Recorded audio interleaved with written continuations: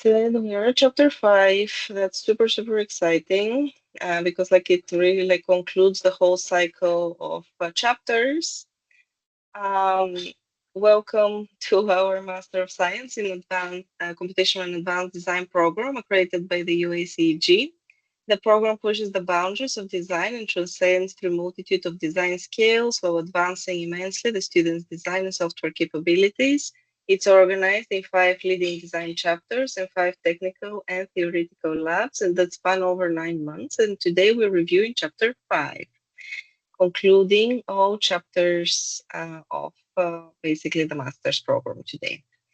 And as I introduce this review, we have two zooming around like Miro and the work in progress that the students have created and the incredible amount of work that they've put into this chapter.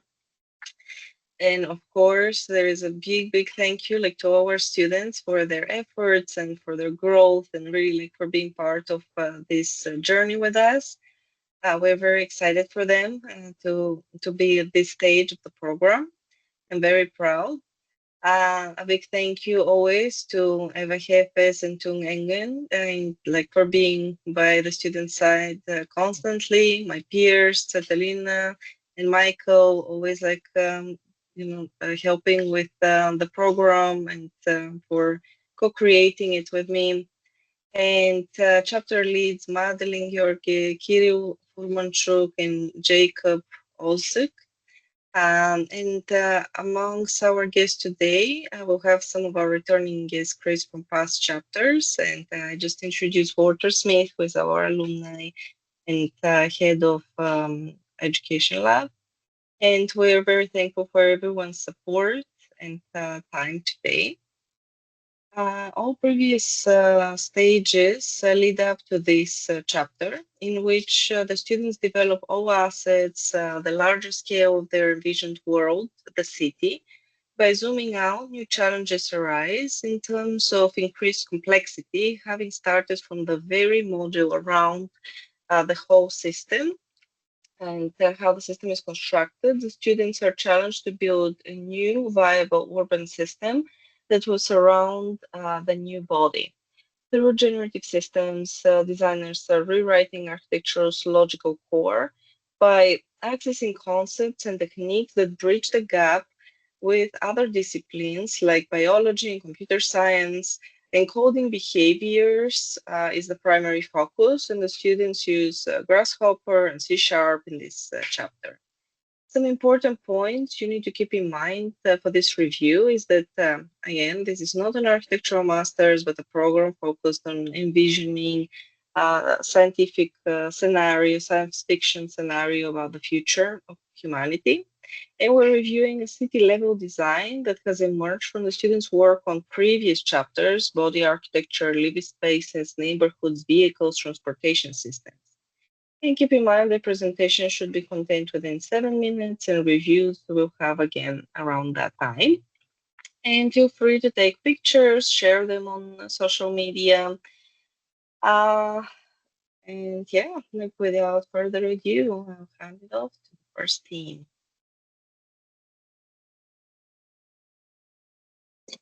Yeah, we have David and Paul. All right. Good morning, everybody. Let me just Good morning. Okay, perfect. Okay. So I'm Paul Poblet. I have a background in architecture. Sorry. What was that? Oh, And just go apologies. to present. Oh, what was that? Present mode. Go to present mode. Yeah, just press present. Got it. Perfect. Okay, let me just. Okay, I'm Paul Poblet, and I have a background in architecture, and alongside me is my partner in crime. I'm David Ork. I have a background in fashion design and currently reside in Atlanta, Georgia, the United States. Fantastic. And this is our presentation. Here we go. Hello, and welcome back to our bi-weekly program. For the past 7 weeks, we have immersed ourselves in the extraordinary story of Cressolumina vagabundus, a species whose nomadic hive mind defies conventional understanding. Recapping their aesthetics, organic goop, a sinew and silk interwoven into magnificent biostructures, their broodmother. A singular neural epicenter commands the hive like the conductor of an evolutionary orchestra. The interior of their magnificent silken Lynchian hive flowing with royal jelly and hangs from the caves carved from Eleutheros' strong weather patterns and their vessels. Graceful biomechanical marvels serve as the very embodiment of a biological engineering and instinctual design. In these past weeks, we have delved deeply into the lore and culture of the eclipse. In episode 1, we explored the remarkable biology of the eclipse and the prosthetic marvels that defy their way of life. These are no mere tools, but living extensions woven from organic silk fused with biomechanical lynchian, each suit, each limb a bespoken adaptation, evolving in synchrony with the environment. For a species in constant motion, these symbiotic prostheses are not enhancements, they are survival itself. In every step, in every grasp, we witness the profound union of organism and habitat. Episode 2 took us into the ephemeral abodes upon descending into Eleutheros' surface via a single enormous hive. The eclipse did not construct their shelters in the traditional sense. Instead, they grew them inside the moon's humid cave networks. Silken corpuscles bloom like fungal lattices suspended in the dark like bioluminescent dews. These habitats breathe, nourish, and decay in a cycle of constant renewal. They are gardens, nurseries, and sanctuaries, a testament to architecture without arrogance. In episode 3, we turn our attention to Eleuthera itself, a celestial body, adrift in the Orbellus system caught between fire and flood. It is a world of contradictions, searing deserts alongside verdant rainforests, glacial oceans clashing against ballistic cliffs. At the heart of this fragile world lies the Umbravel forest. It is here, upon clearing the canopy, that the eclipse made their stand. A virulent blight had begun to suffocate this once continent-spanning forest, shrinking it to a mere 10 by 10 mile relic. The eclipse, in response, did not merely inhabit the land, they sought to heal it. Ingesting local flora, they synthesized architectural materials through their digestion process, forming their first amalgamation hive.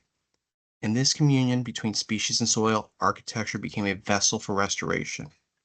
And in last week's episode 4, we witnessed the invisible arteries of their civilization, their vehicles from nutrient harvesting pods, colloquially referred as the meatball, here, to the elegant stasis vehicles, gliding across alien skies. Each machine was grown, not manufactured, and the transport system is not one of occult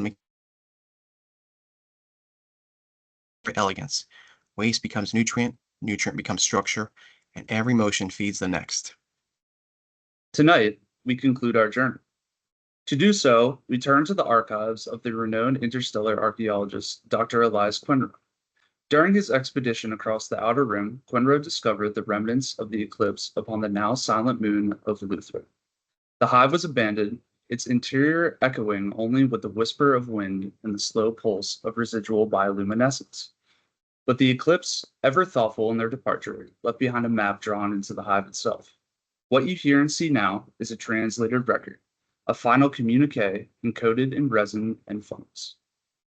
Upon arriving, we found temperate plateaus, fractured by climatic chaos, but none more afflicted than the Umbervale. Once a thriving, continent-sized rainforest, it had withered under the grip of contagious rot, its emerald sprawl reduced to a 10 by 10 mile enclave.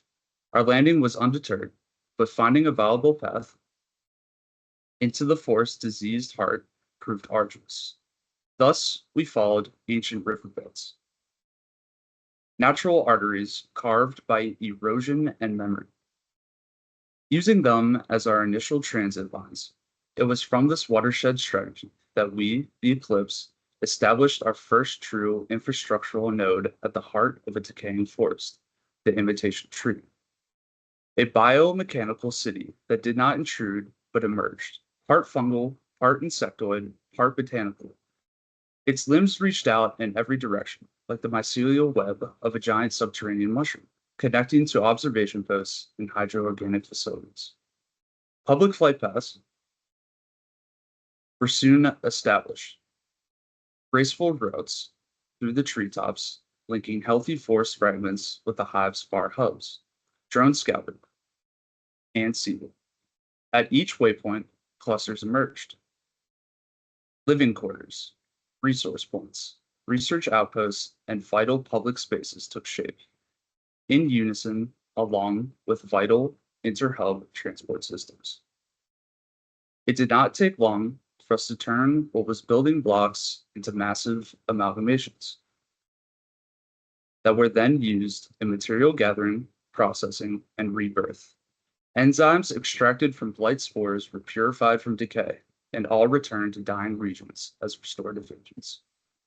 Construction and restoration occurred in tandem. Each harvested strand of vegetation was metabolized within the hive's gut-like systems, excreted as composite materials and woven into both infrastructure and inoculate. These were not mere buildings, they were organs within a planetary immune system. You see now that our map's composition is not one of random buildup, but a carefully crafted biome of rejuvenation. As we started by building our temporary homes and ways of travel here, we also began to make sense of the terrain that surrounded us. This reminded us of the dangers we face every day and the mission we set to complete.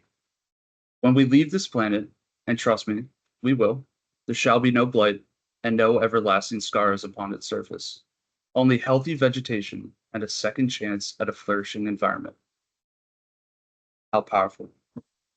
It is in this final chapter we see not just a species, but a philosophy and are reminded that the Eclipse do not colonize. They coalesce. They do not dominate, they heal. Their legacy upon Veluthra is not a monument of stone, but a whisper in the soil, or more so to us, a whisper in time. A promise to any species wise enough to listen.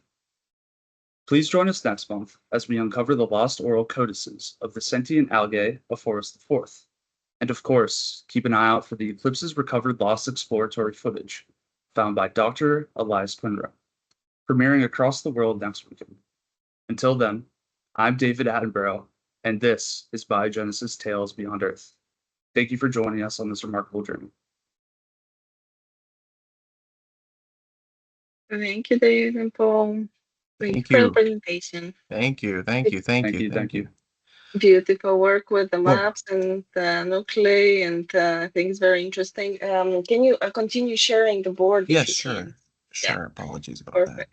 that. Okay. Do you mind just walking us through a little bit more about like how you constructed the map, meaning like again like the different areas of what is really what and how like the different areas are organized? Because I feel that like through the presentation, although the visuals are strong, right, like and technically like you've executed beautifully, I think that that's a part like of the presentation that we didn't really understand, like what is the differentiation between the different areas and what is really happening in them.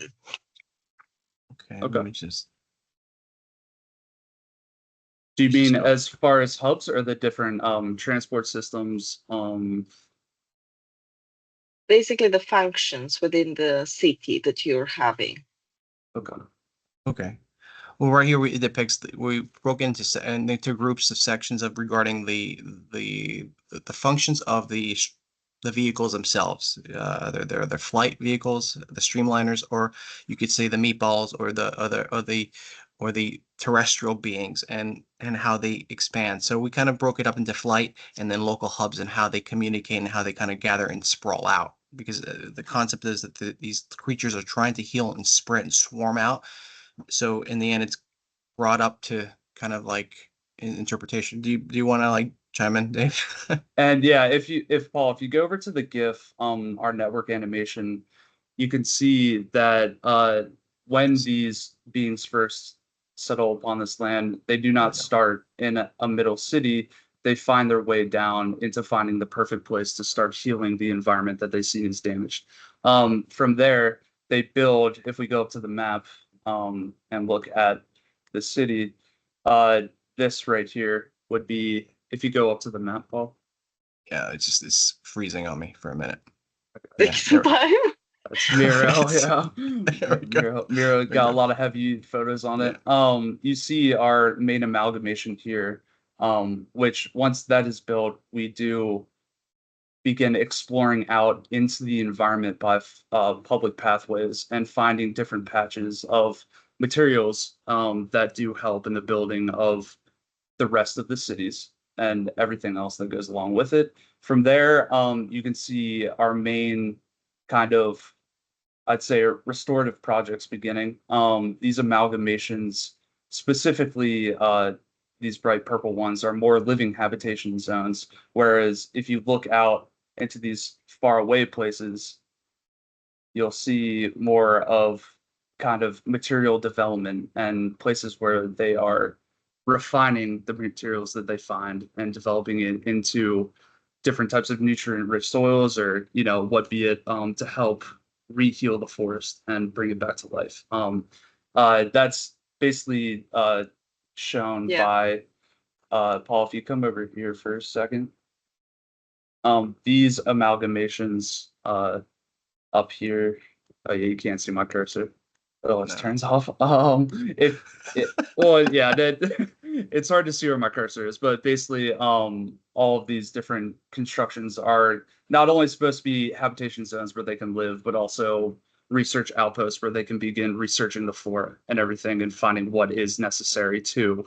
So make sure you add this to your presentation, because that's the meat of the presentation, right? Like, you're telling a beautiful story, but I think that like you're caught up in so much into the story that like you're forgetting to tell us exactly like how it functions, right? Like, so I think that that's what's like the challenge, right? Like with the telling those stories and finding this balance of like, like how do we really present this, and at the same time really like include all this information into the storyline, into your presentation, but as well into the graphics and the maps.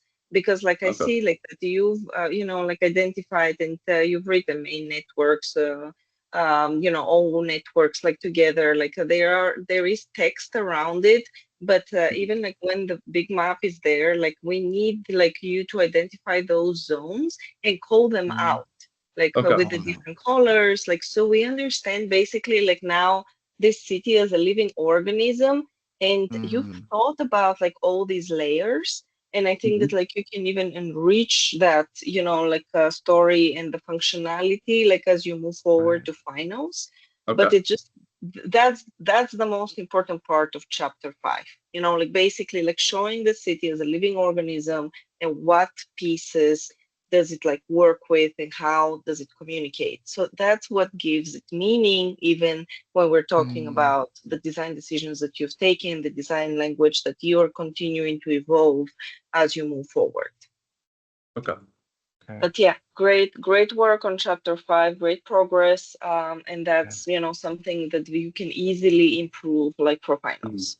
Absolutely. Thank you for the feedback. Thank you. Thank you.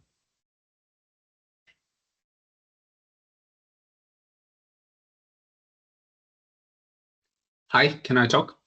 Yes. Yeah. Okay. Please great. do. Just wanted to make sure that nobody else is in line. Anyway, it has been very amusing to hear David Attenborough speaking in this accent. I almost went with lovely, the English accent, but I ended up not doing it. Yeah, it was a nice touch to the end of your presentation, that that this was all a lecture about nature, or the research about nature. So lovely story, and I really enjoyed listening to it and following your presentation along. What I nevertheless would love to see more in a story about a symbiotic relationship with the natural environment that is also being healed there. Maybe a little bit more sections, because you have most of your work that you've shown of the map. Yes, so you have a tree there on the left-hand side, which gives us some perspective into the vertical aspect of your work. So it would have been great to see a little bit more of that, so that it can expose some more depth, give us some more depth into that, right? Because what is always innate to symbiotic environments in comparison to what we build, say, on Mother Earth, is that there are more complex relationships on the layers, right? Because we basically simplified our environment very much. The flats on the ground floors look pretty much the same as the flats on the top floors, right? I mean, I'm also simplifying it right now, but it doesn't matter. What I mean is that maybe that could have given us a little bit more depth. And my question would be, something that does not quite click in my mind, at least, to your main map. If we took a look at the master plan of the city, why center is the center? So how is it different from those other hubs that we can see on the southwest and on the northeast on your map? So what I'm talking about, those places where you said we have living the living spaces for the creatures, and they are separated from the industrial bits. So why is it round? Why is it like this? It's mainly in that focused area. If you can see the yellow hatched area is the dead forest, the rehabilitation zone. So they make that their main home so they can focus on rehabilitating that part of the forest. Whereas the outside, those outer amalgamations are where they're getting the resources and bringing them back in to the main area where they can heal the forest. Yeah, but still, why is it round? Why is it perfectly? You see this? It's just, it doesn't seem, especially in that scale, right? It seems almost like it was planned for some reason, but the reason is not apparent, right? Because once again, the forest that you mentioned, that they are actually healing, that is their mission. It is not. I mean, this round shape does not. Doesn't seem to have to do anything in common with it. Doesn't seem to have anything in common with the forest itself that they are working on. So that just catches me. That's a phenomenal question that I do not have an answer to at the moment. So that's a great point.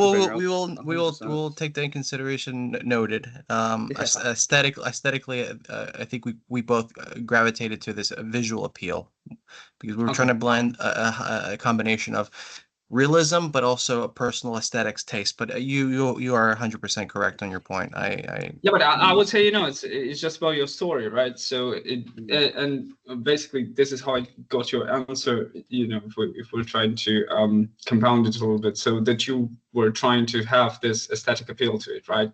But what is very important to your story is to have it consistent. So and you have really beautiful colors, nice shapes, great story. So I guess what you need to add here is just let it manifest itself maybe a little bit more.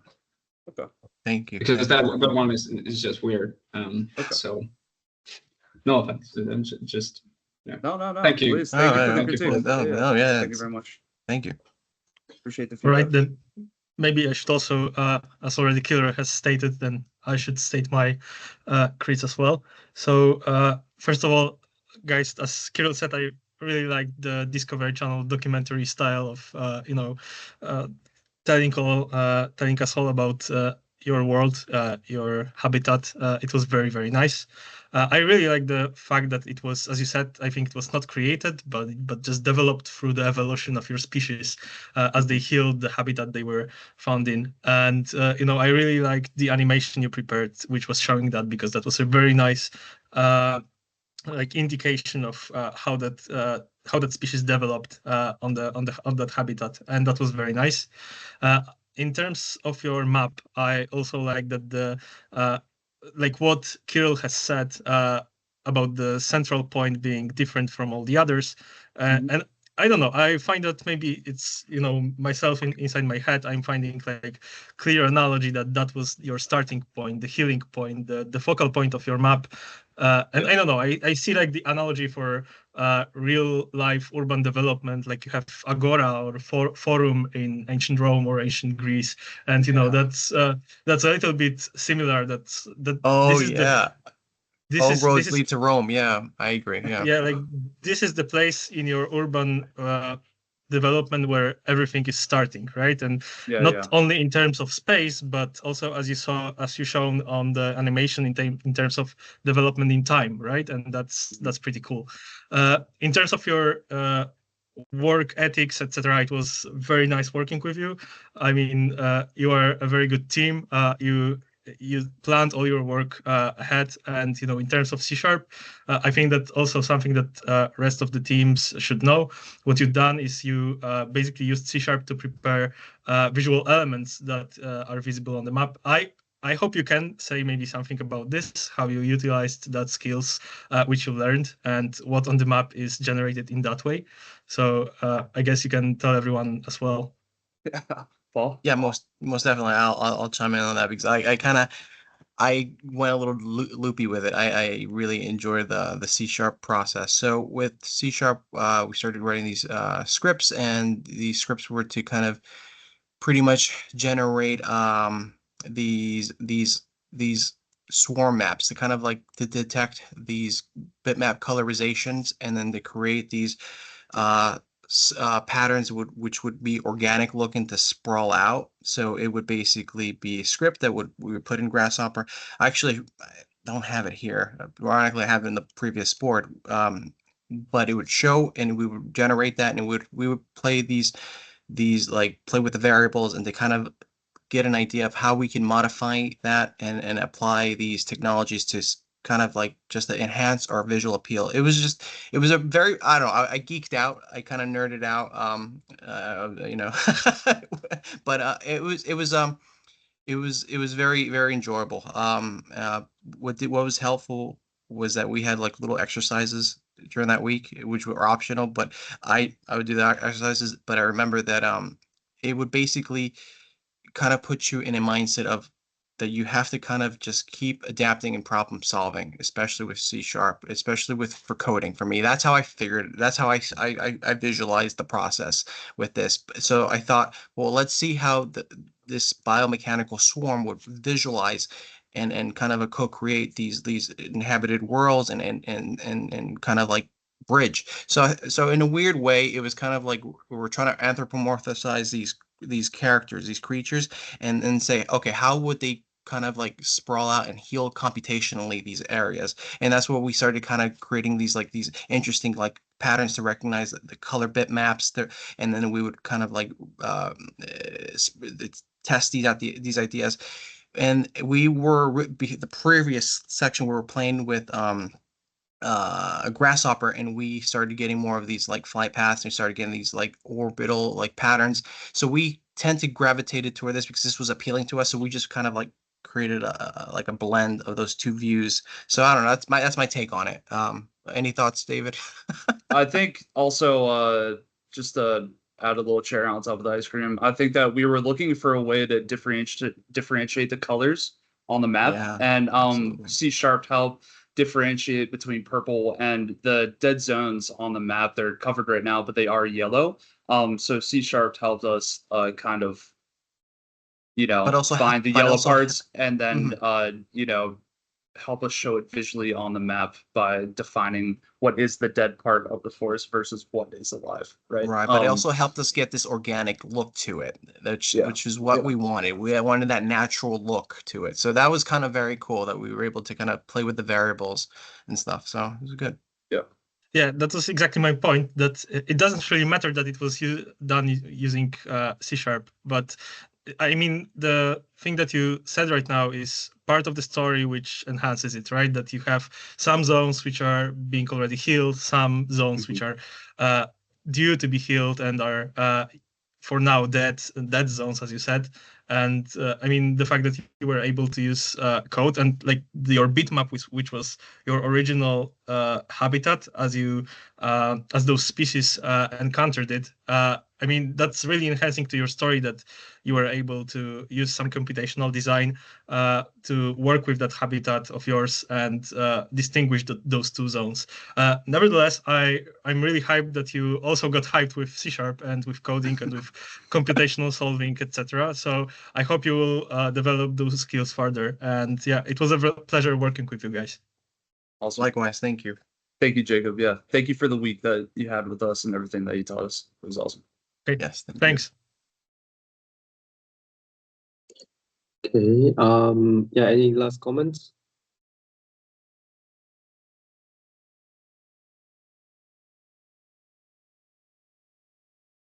Hello, can you hear me? Yeah. Yes. Yeah. Hello, guys. Well, congratulations for the work. Looking at your map, you have some great visuals there. So it turned out pretty good in the end. Thank you. My feedback would be that, like as Pavlina said, when describing your project, you probably went too poetic with the David Attenborough like storyline and Yeah. and a little bit less focused on the functionality. But I believe that the part on your map where you have that animation shows it a little bit clearer, like the concept behind it. I mean, that's when it clicked for me more than the story that you presented. I'm more of a visual kind of guy. And then looking at your map, I would also say that like you have some great visuals. Like for example, your presentations of your amalgamations are like they have like a very good quality, but unfortunately on the map they are not popping up as much as I thought they would be, because you have this kind of blue part in behind. Yeah. And I really love what you did with the C# part, like zoning, and I'm just wondering why you didn't use that for creating the blue zones more than like drawing them, because it would have looked a little bit more natural, I think. So maybe that's another thing. Okay. But in general, I think the directionality of the terrain is kept in the map, and while looking at the animation it makes it quite clear, like with the things you wanted to achieve. So I think in the end you've done a pretty good job. So congratulations, and I hope you enjoyed this chapter. We have. Thank you. So Thank you very it was much. good working with you, and yeah, good luck with the next things and the final presentation. Awesome. Thank you, Yes, Madeline. thank you. And thank you for your week as well. Had a great time. It is very helpful. Thank you. Thank you, team. Great presentation. Yes, I think for the final presentation, we'll tone down the narrative and spend time into the technical part. Okay. That's good that you did it now, so that we can make the final presentation a lot more like in the right direction. So overall, I think we made very good progress for the chapter 5. We were very focused. Everything went smoothly. So congratulations on the work and the presentation, team. Thank you. Thank you, Tom. Thank you. Thank you. All right. Thank you for all your help as well. Truly, thank you. All right. Yep. Okay, let's move on to the group A, and we're going to start with A1 with Lisa, Kay, and Eric.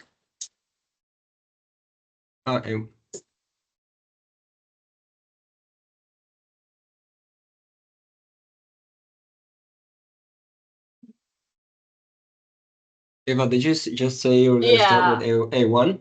Yeah, we're going to go next okay. with you guys. Sorry. Yeah.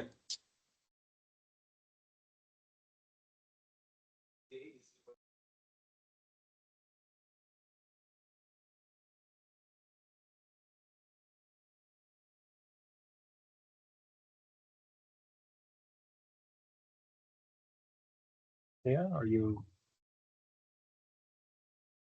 Yeah, sorry about that. Hey, we don't like. Yeah, someone is in the presentation mode currently, so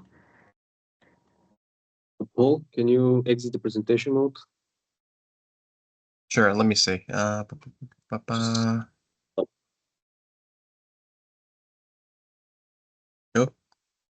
Go for it. thanks so much.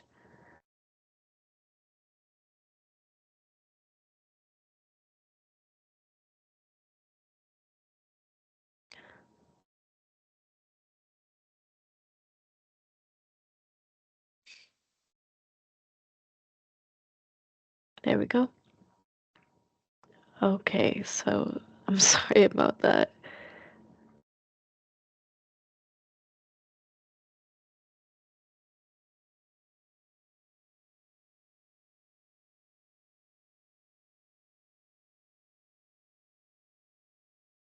Okay, now we can start. Now we can start. Yeah, Neil was acting up for a bit. Yeah.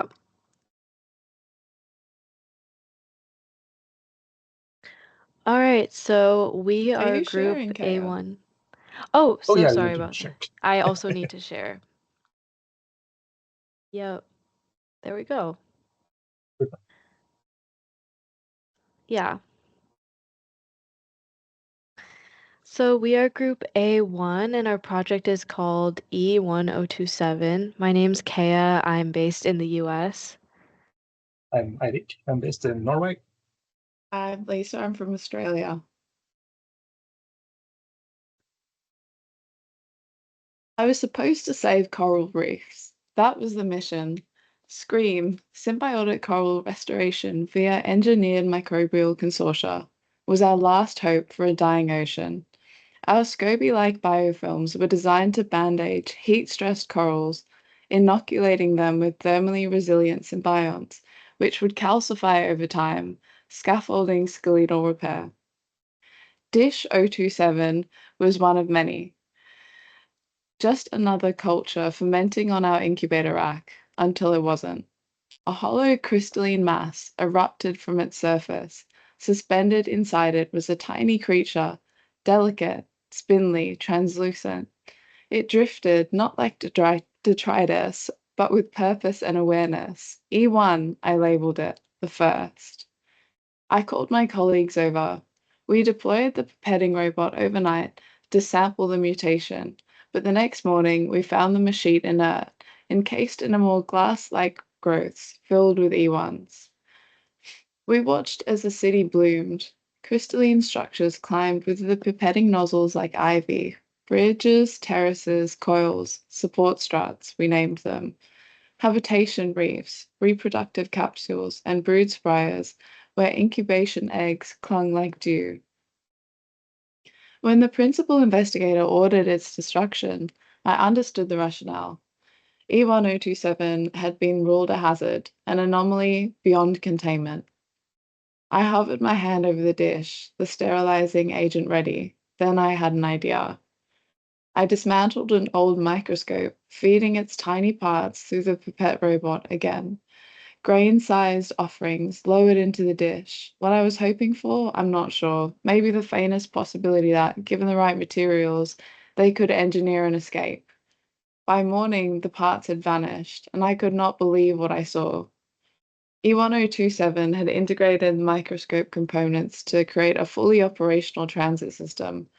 Transparent panelized tubes branched through the city, ferrying eel-like public vehicles via vacuum propulsion. Their microbial skin evolved, forming dorsal fins to carry more E1s and stabilize airflow. Bioelectric tendrils anchored them during motion, while hollow mucosal docking stations sealed and recharged them. Above, geometric hangars berthed private flying vehicles, each equipped with articulated limbs and a ribcage cradle for transporting jelly-bound E1 eggs. Their looping aerial routes connected reproductive and residential structures into a precise delivery circuit. I stood there in awe, wondering what else they might be capable of. But The sterilization deadline still loomed. It was just 1 day left. Desperate, I set out to draft a proposal for the lab to preserve the E1027 samples for research. My last desperate attempt to buy some time. I removed the petri dish from the incubator and set it on my desk, beside my cluttered sprawl of coffee-stained papers, agar plates, and my hollow display keyboard. For hours I sat there, composing my findings and arguments, my eyes flicking between the keys and the dish. It must have been well past 3 a.m. when exhaustion finally claimed me. My hand, limp from my 8th cup of coffee, slumped over, and my head followed. I awoke to rays of sunlight piercing through the blinds, my cheeks stiff with dried coffee, my fingers still curled in a typing pose. But it wasn't the familiar haze after a late shift that unsettled me. It was the stillness of a room holding its breath. When I looked up, I understood why. The dish's contents had ruptured outwards. Translucent veins stretched in all directions across the desk, like a blooming slime mold. I followed them with my eyes, across my papers, the petri dishes, the keyboard. Fine threads of mycelial tissue looped and spiraled in dense networks. Some were thick as cables, others no wider than strands of hair. What stung me most, though, wasn't the spread, but the structure. There were 3 clear transportation networks, like microbial highways. A primary network of robust arterial tubules that shuttled public vehicles full of E1s between newly formed colonies. And a secondary network, finer, nimbler conduits for the private flyings, carrying SCOBY cultures and E1 eggs to seed the expansion nodes. And a tertiary network, the colony's internal connections, a continuation of what I had observed yesterday. The colonies themselves were unmistakable. Clustered blobs of SCOBY painted the networks, concentrating at nutrient-rich sites, like the open agar dishes, the puddle of spilled coffee I had left behind, and even the sandwich crumbs embedded in the crevices of my keyboard. Each sprouted a variety of configurations of the original E1027 city. And public zones formed in the black regions of the desk, spaces for communal leisure, governance, innovation, and socializing. I marveled. In the span of a few days, primordial contaminant had evolved into an advanced society. It should have been terrifying, but I noticed how the growth avoided me. It had skimmed around my sleeping form, tracing delicately along the arc of my arm, halting just short of where my breath had fogged the glass. It had spared me. When I stood up, my foot brushed something soft. There, beside my desk, was the principal investigator's lifeless body, eyes open, mouth slack, neck twisted unnaturally. A puddle of blood pooled beneath him, its glistening surface already laced with SCOBY membranes. The transit network's filaments had crept across his body and into the blood like roots into wet soil. I stared, frozen. Was it an act of vengeance or simply self-preservation? I didn't know, but I felt something unexpected. Relief. The one who called for sterilization now lay digesting beneath the thing he tried to destroy. E1027 lived, and more than that, it was multiplying. I don't know what comes next. For the lab, for my career, for the sprawling organism before me. But I know I am no longer its keeper, merely its witness and perhaps friend.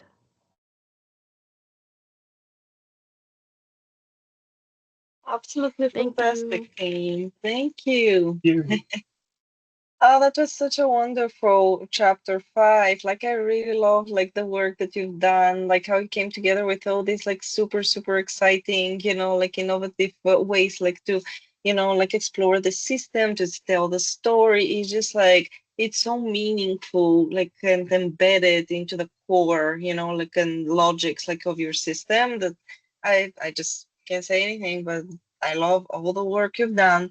And I know it hasn't been an easy year, like, like, and there will be many changes, like, like, for you to come together as a team.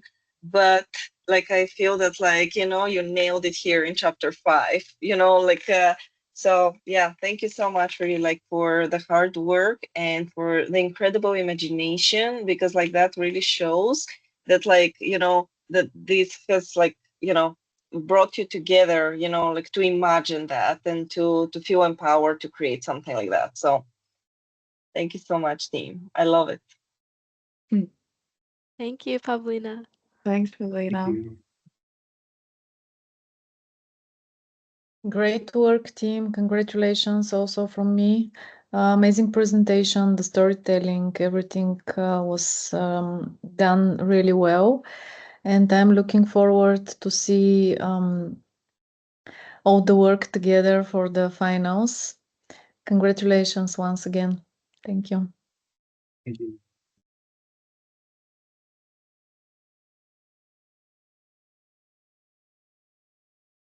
Nice work, team.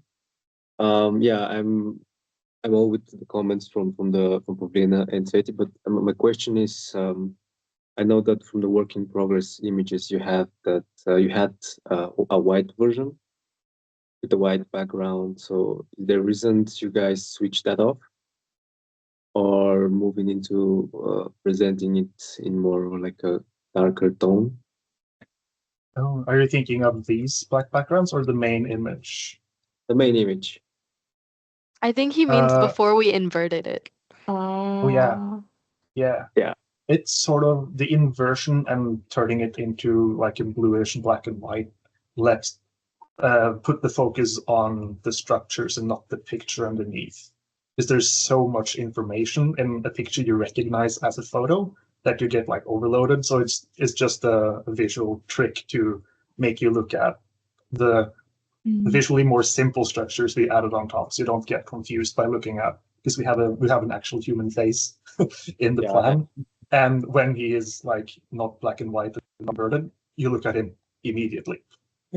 Yeah. And it takes the focus. Yeah, that's what. That's really smart, and it did the job. Yeah. Yeah, it kind of looked like we were doing a bad Photoshop job before, when it was like this hyper realistic photo. And then, yeah, there were all these like slide mold simulations on top. So now I think it looks more like it's obviously supposed to be a map rather than a photo. It does hide some crimes. It does. Yeah. Thank you very much for your work. And I'm actually now realizing there's been a huge benefit to not know too much about, the whole thing, about your whole project, and be actually amazed at the presentation. So great. Thank you for not revealing too much as we've been working on the technical stuff. Yay. Loved working with you guys. And yeah, so first of all, once again, thank you for the time and for the effort. And but my job is sort of to find what is not right and what is wrong there. So if we go back to the map, because yes, I managed to. Wasn't easy, but let's go to the map, to the table, right? Oh yeah. Thank you so much. Why the lattice structures are as they are? Because you see the structures that grow naturally there around the SCOBY there, that is clear, right? And we see how they pass around the doctor, because they see him as maybe a friend, which you also left untold there, and for us to grasp that was a very nice move. Loved it. So anyways, to my eye, at least, and to my understanding of the whole thing, the lattice structures of, you know what I mean, right? The gardens and those on the left-hand side of the table as well. So why are they like that? Even though lovely, but they just seem to be completely different in terms of how they are shaped in comparison to everything else. They are Or actually artist structure? derived from the geometry from our 3D, the buildings in our the original amalgamation. So they are just like abstracted forms, and we were originally actually going to use them as the geographical representation of the colonies, but they were decidedly too detailed, as told to us by Madeline.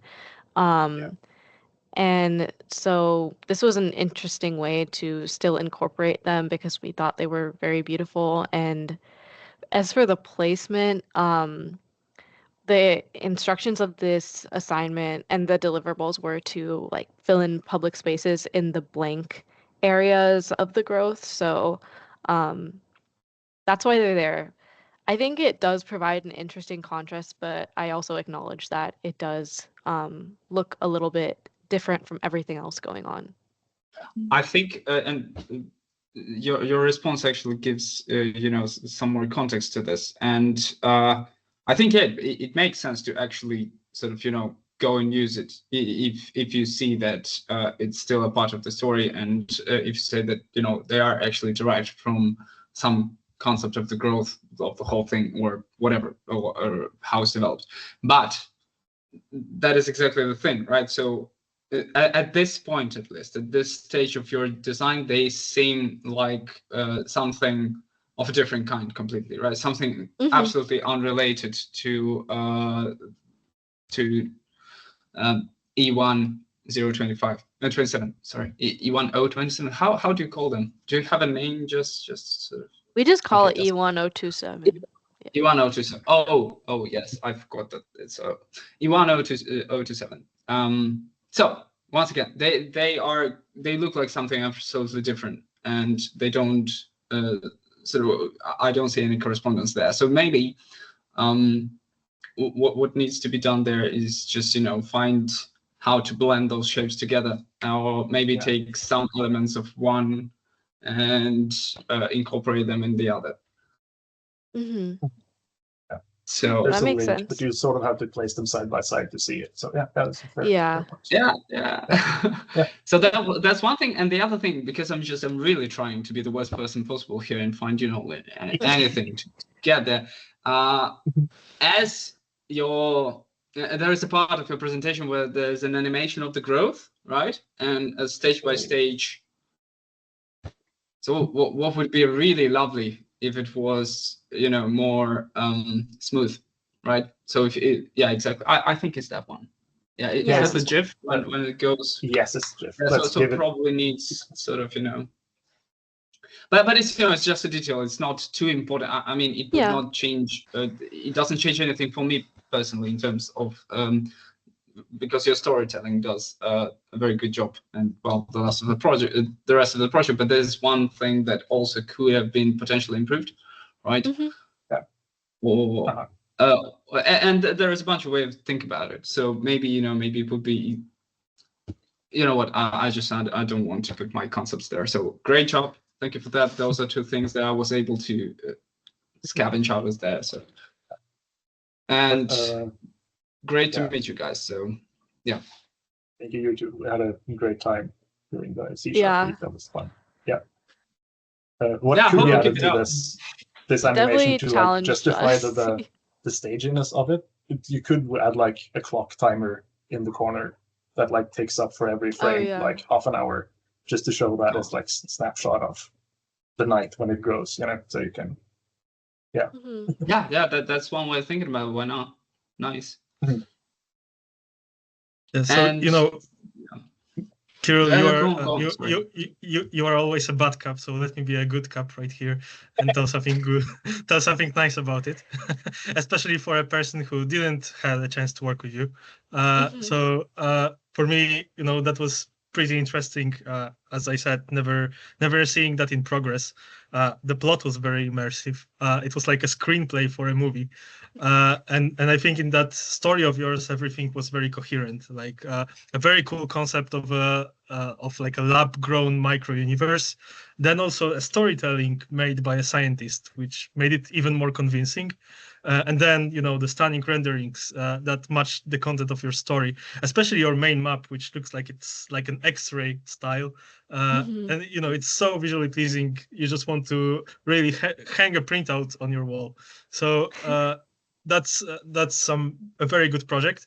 I have just a question because you have those public zones which look very very nice. I just wanted to know the process, how it was created. Yeah, those are actually, and I guess that's a big reason why they look so different to the rest of the map is because we've done those public zones in Illustrator using blend shapes. So kind of using like silhouettes of the original map of the public zones as a reference. Then we've kind of placed one line against each kind of corner of it and then made blend shape experiments in Illustrator. So that's how they were made. So it is like a very abstract, just driven by kind of the aesthetics of them and trying to get something that looks dreamy and organic, a bit like a growth. But yeah, I guess that was the process of designing those. It was very experimental and not too logical, unlike, a lot of the actual growth systems that were all based on code and that kind of thing. Yeah, I'm just asking because they look like something which could be done procedurally, but even though they aren't, they also look very cool. Yeah. Nevertheless, very nice work. Very proud of the progress, and yeah, good job. Thanks. Thank you. Nice to meet you also. Yeah, you too. Hello, team. Hello. Can we please go back to the map? Oh, of course. So first of all, I know from working with you that you are very talented and very hardworking, and I want to congratulate you for the amount of work you've put into it. But to be honest, like looking at the map, it's so crowded, like from where we left off. And I'm just like looking at it, like besides the obvious like public spaces that don't fit at all with the other types of aesthetics. And especially if you've done it in Illustrator, you could have like kind of like blended it somehow, adapted it to what's around them so that they can like have a, communicate better with what's around them. And besides that, like, what is with those like metaballs everywhere? Like, I mean, I can't see any networks and it's really hard to see the amalgamations even. I mean, it's so crowded. They look nice. I just feel that they should be like this kind of like spice that you add in certain spaces that you pick very carefully so that they enhance the map rather than, I mean, for me, it's like I see beautiful spaces if I zoom in, but then when I look back, like at the whole map, it feels like they happen way too everywhere. So I think a little bit of zoning of that would be something to maybe consider in the future, just because you had such beautiful networks and such a good storyline. And I just feel like it became, in the end, it's so crowded in my personal view. Like, so maybe that's something to think about in the future. I mean, this is definitely like from like on a positive side, it's one of the best projects. I know from working with you that like it's so beautiful. It's just that like I'm a bit in a state of shock when I see it now at the end because it changed profoundly.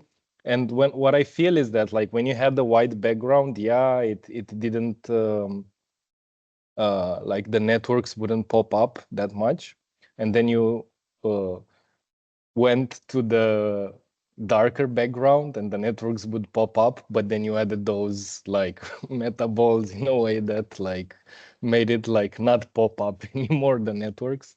So I'm just feeling that maybe you could, I don't know, it's just my personal view. Maybe some other people would disagree with me. Maybe you disagree with me, but I just feel like it would have been like a lot more clear if those things were a bit more zoned in some spaces than all over the map.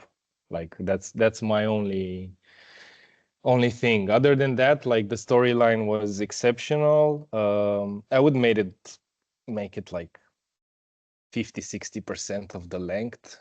Maybe it's a bit too much, but still very good, and very well, very well said and acted, let's say.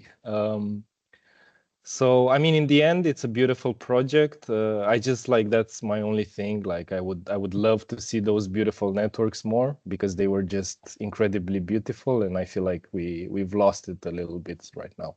So that would be my feedback. Other than that, it was a pleasure working with you. I know how hard you worked, and congratulations for all the work you've done. The balance between like legibility and having it fit the story of overgrowing and a takeover, like that Yeah. balance visually is difficult, and we have been going back and forth on it. It looked Over- so good at the end of the nuclei week, but we got feedback that it Yeah. looked like it could be just like quickly cleaned up with some bleach and a sponge. And so we were like, okay, we need to have like another pattern. We need to have more growth. And so we came up with this metaball algorithm with Kirill. And we only had a week. We were complete beginners to C#. So I completely agree. Like I drew out my vision for where the meta balls would go because they were supposed to represent scobies, and it was much like it was at a larger scale and they were much more strictly zoned. But yeah, this is what we came up with because we had to do like the original deployment algorithm based on the particles density of the nuclei voxels. And then we did like a culling algorithm, and then we did another one. I think it was like culling by the distance to the border of the cluster.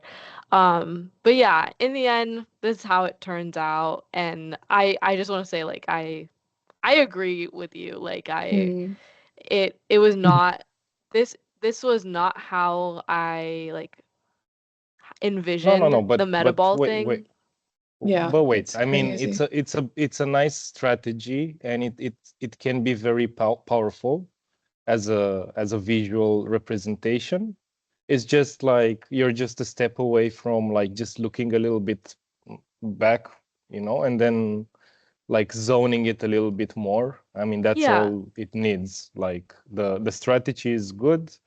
It's just that it feels like a bit too everywhere right now. But Yeah, it's totally. not hard Yeah. to like tweak it and balance it.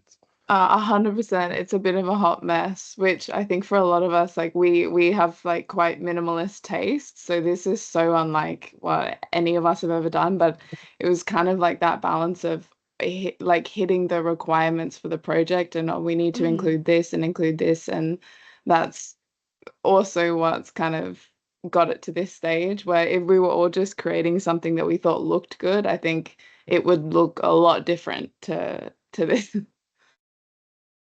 But it's absolutely normal. I mean, you didn't have a lot of time, and also Yeah, like when you exactly. start with many different logics, I mean, it takes some time until they settle and you can, get the right thing. Personally, sometimes when I work with computational design, I let projects sit for 1-2 weeks without looking at them, and then I sometimes get back to them because it can be super overwhelming sometimes to like balance everything. Even with experience and all of that, like you still need some time to digest everything. But until the final presentation, you'll have some time, and maybe there will be some kind of like this zoning vision that would balance it a little bit. Yeah, definitely. But good job. I'm very proud of you.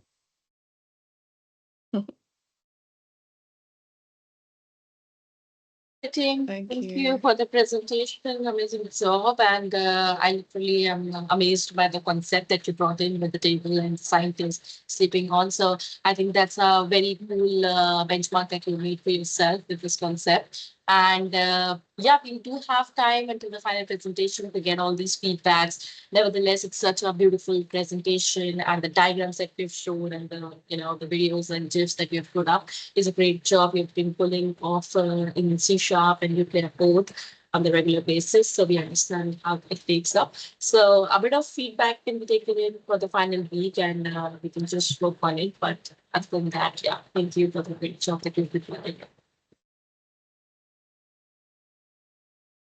Thanks, Ava.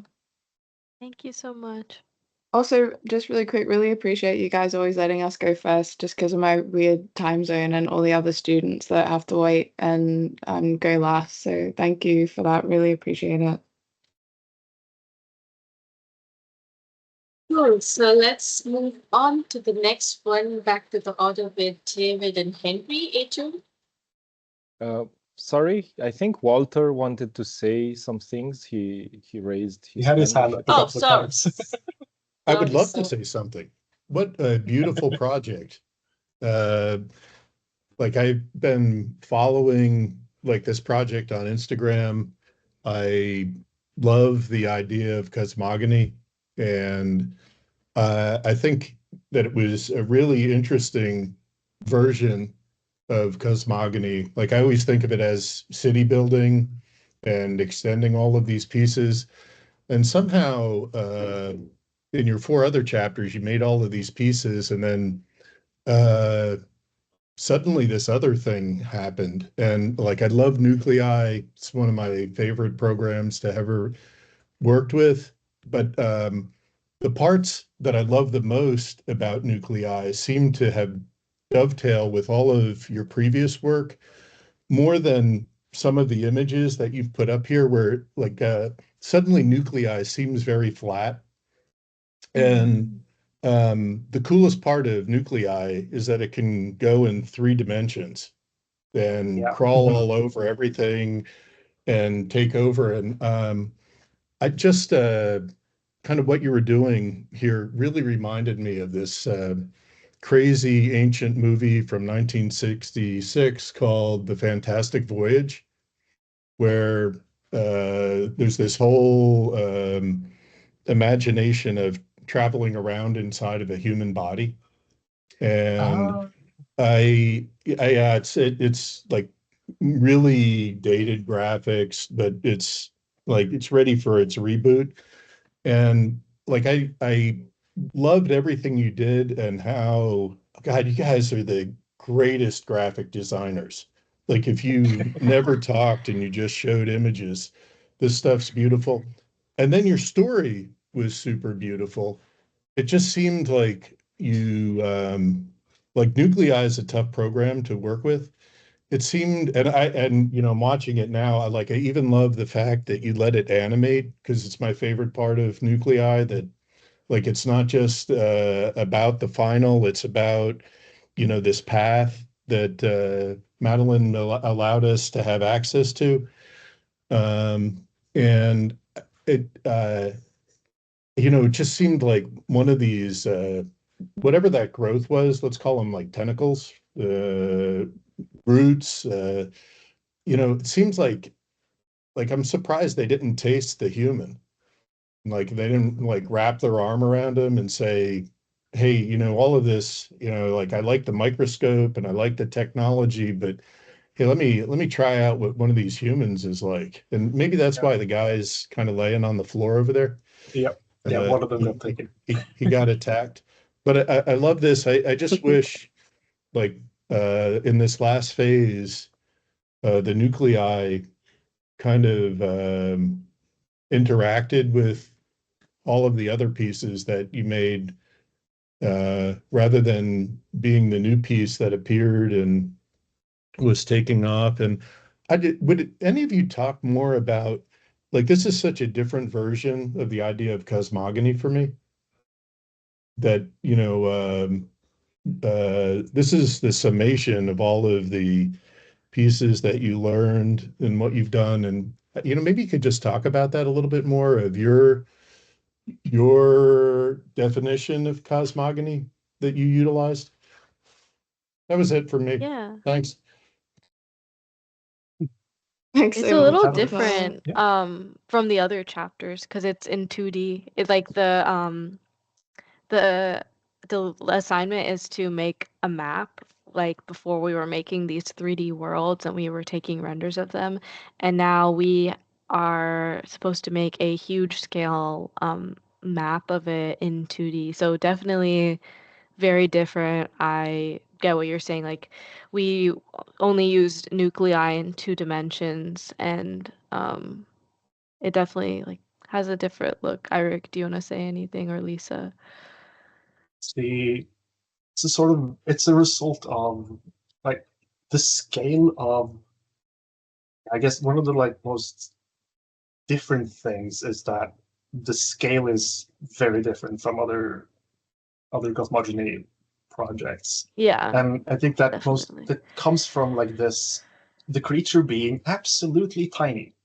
Yeah. And that getting the scale right, and like taking that as at almost a microscopical creature almost, and then taking that to its logical conclusion, like where do we start, and having the story being the sort of origin story of the birth of a new civilization. We sort of had to take it as a starting point. That's like, this is where it starts, and then it spreads, and then it's almost just letting it flow naturally from where does it start, where does it go.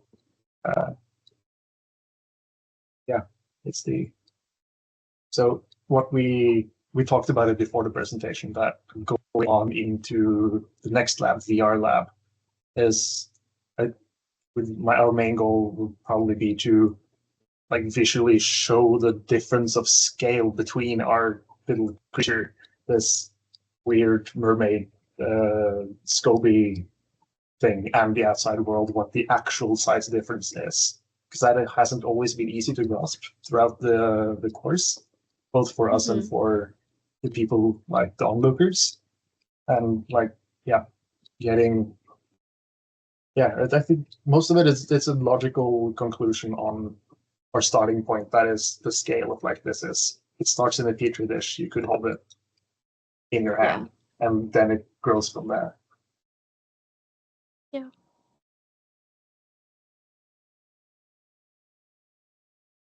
Thank you. Congratulations. Beautiful work. Thank you. Cool. Thank you, guys. Let's get moving to the next tool for today. That's same tool. David and Hannah.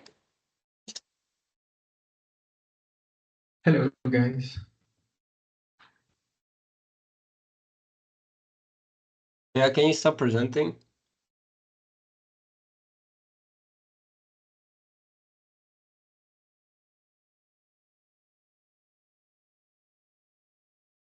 Okay. Oh. Seems like Miro has just started to reload, which is bad news because the images are not loaded yet. Maybe we can wait a bit.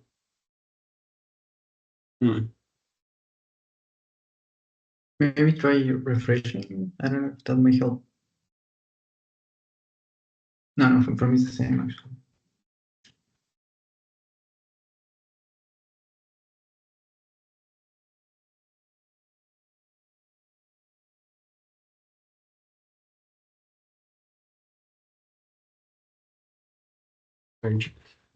I'm reloading the board.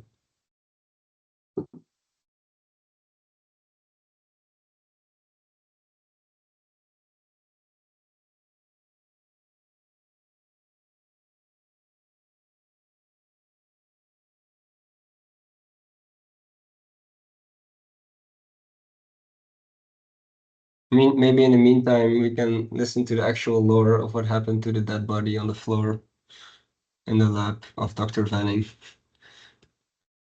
I want to know. It's still loading, so. Does anyone actually want to know?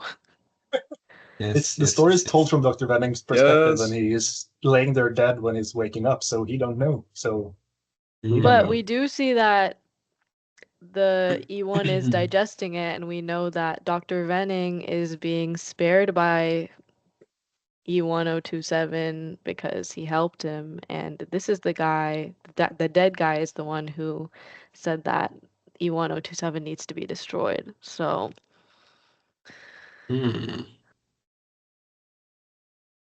that's for you to decide. But you know, he is like, his blood is all over the floor.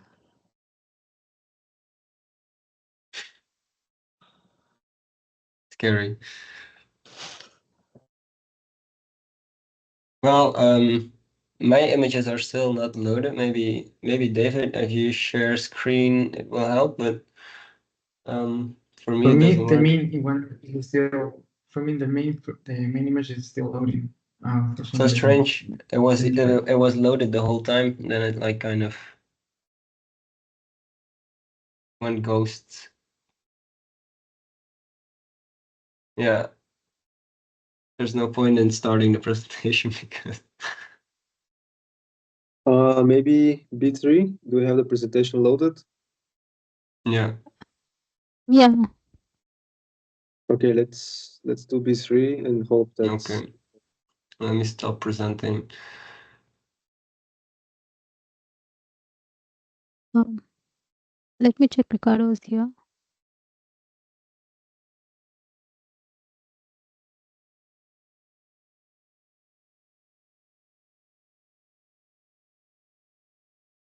Yeah. Oh, guys.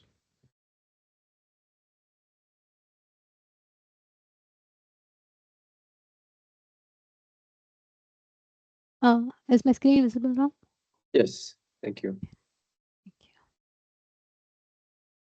Hello everyone, thank you for joining us today. My name is Nandini and this is my partner Ricardo. Together we invite you into the dark world of dark magic, forgotten secrets and creeping horror. Necromancers rose as a master of soul magic, their power forged from stolen lives, yet their hunger would consume even their own world. They birthed the necroarachnites, a perfect conquerors designed to harvest across dimensions, but no creations remains shackled forever. The necroarachnites' inherent power made them uncontrollable. After eradicating the necromancers, these creatures began traveling between the dimensions. Through the void, they came down to the floating isles like a shark to the blood. Here, the feast of souls would make them gods. The skies shimmered with light, soon to be drowned in the darkness. A rich planet with living souls. Here, the necroarachnites could reach their apex form by harvesting the souls of living beings. Amara, a necroarachnite, stood out among her kind. While harvesting the souls of light magic creatures, she began to develop consciousness and question her actions. Despite this, her necromancer's instincts kept her focused on her mission. Torn between the instinct and doubt, she wrestled with her purpose. The soul forge pulsed with a rotten heart, its wall built from crystallized sufferings. Each captured spirit made its corridor grow longer. Void Craver drifts on the void winds, a death-born predator with pulsating sacs of dormant necroarachnites and tendrils feeding on the necrotic energy. The Void Craver station looms like a skeleton monolith, like a bone sinew walls pulsating as a twisted limb rails guides arrivals through the necrotic currents. Deathclaw is not piloted, it's worn, fused with necrotic's flesh, its serrated tailbones locking into the brutal rolling wheels of death. The Deathclaw station looks like a graveyard-grown sentient, its skeletal architecture merging with the Deathclaws that rest within. Necrospires wasn't just a fortress, it was alive, its veins, pumps, corrupted through ever-expanding chambers, a living, evolving fortress shaped by Amara's fusion of necrotic energy and parasitic vegetation. Amara emerged through the canyon's fractured crust, drawn by the aether-scented winds. She discovered a radiant settlements of light creatures thriving above, pure and unguarded. Beneath their growing cities, she chose her ground and began to weave. From a single necrospire, Amara grew a city of web, bone, and death born purpose. Networks spread like neural threads, green for spines, yellow for flows, orange for lives. They formed around a core function: memory, war, birth, and decay. Hidden below the caverns breathe chambers pulsed with void light and ancient sorrow. Mineral-rich cocoons and death-reactive webs power the hive beneath the surface. Light creatures remain blind, the crystal cities shimmering under the false peace. Void cravers rise from the hidden breaches, scouting sky paths and preparing the hunt.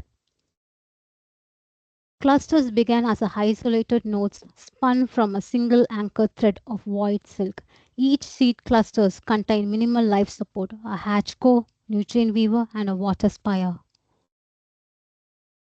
The seed clusters converge, they form hybrids, merging organs and silk lines.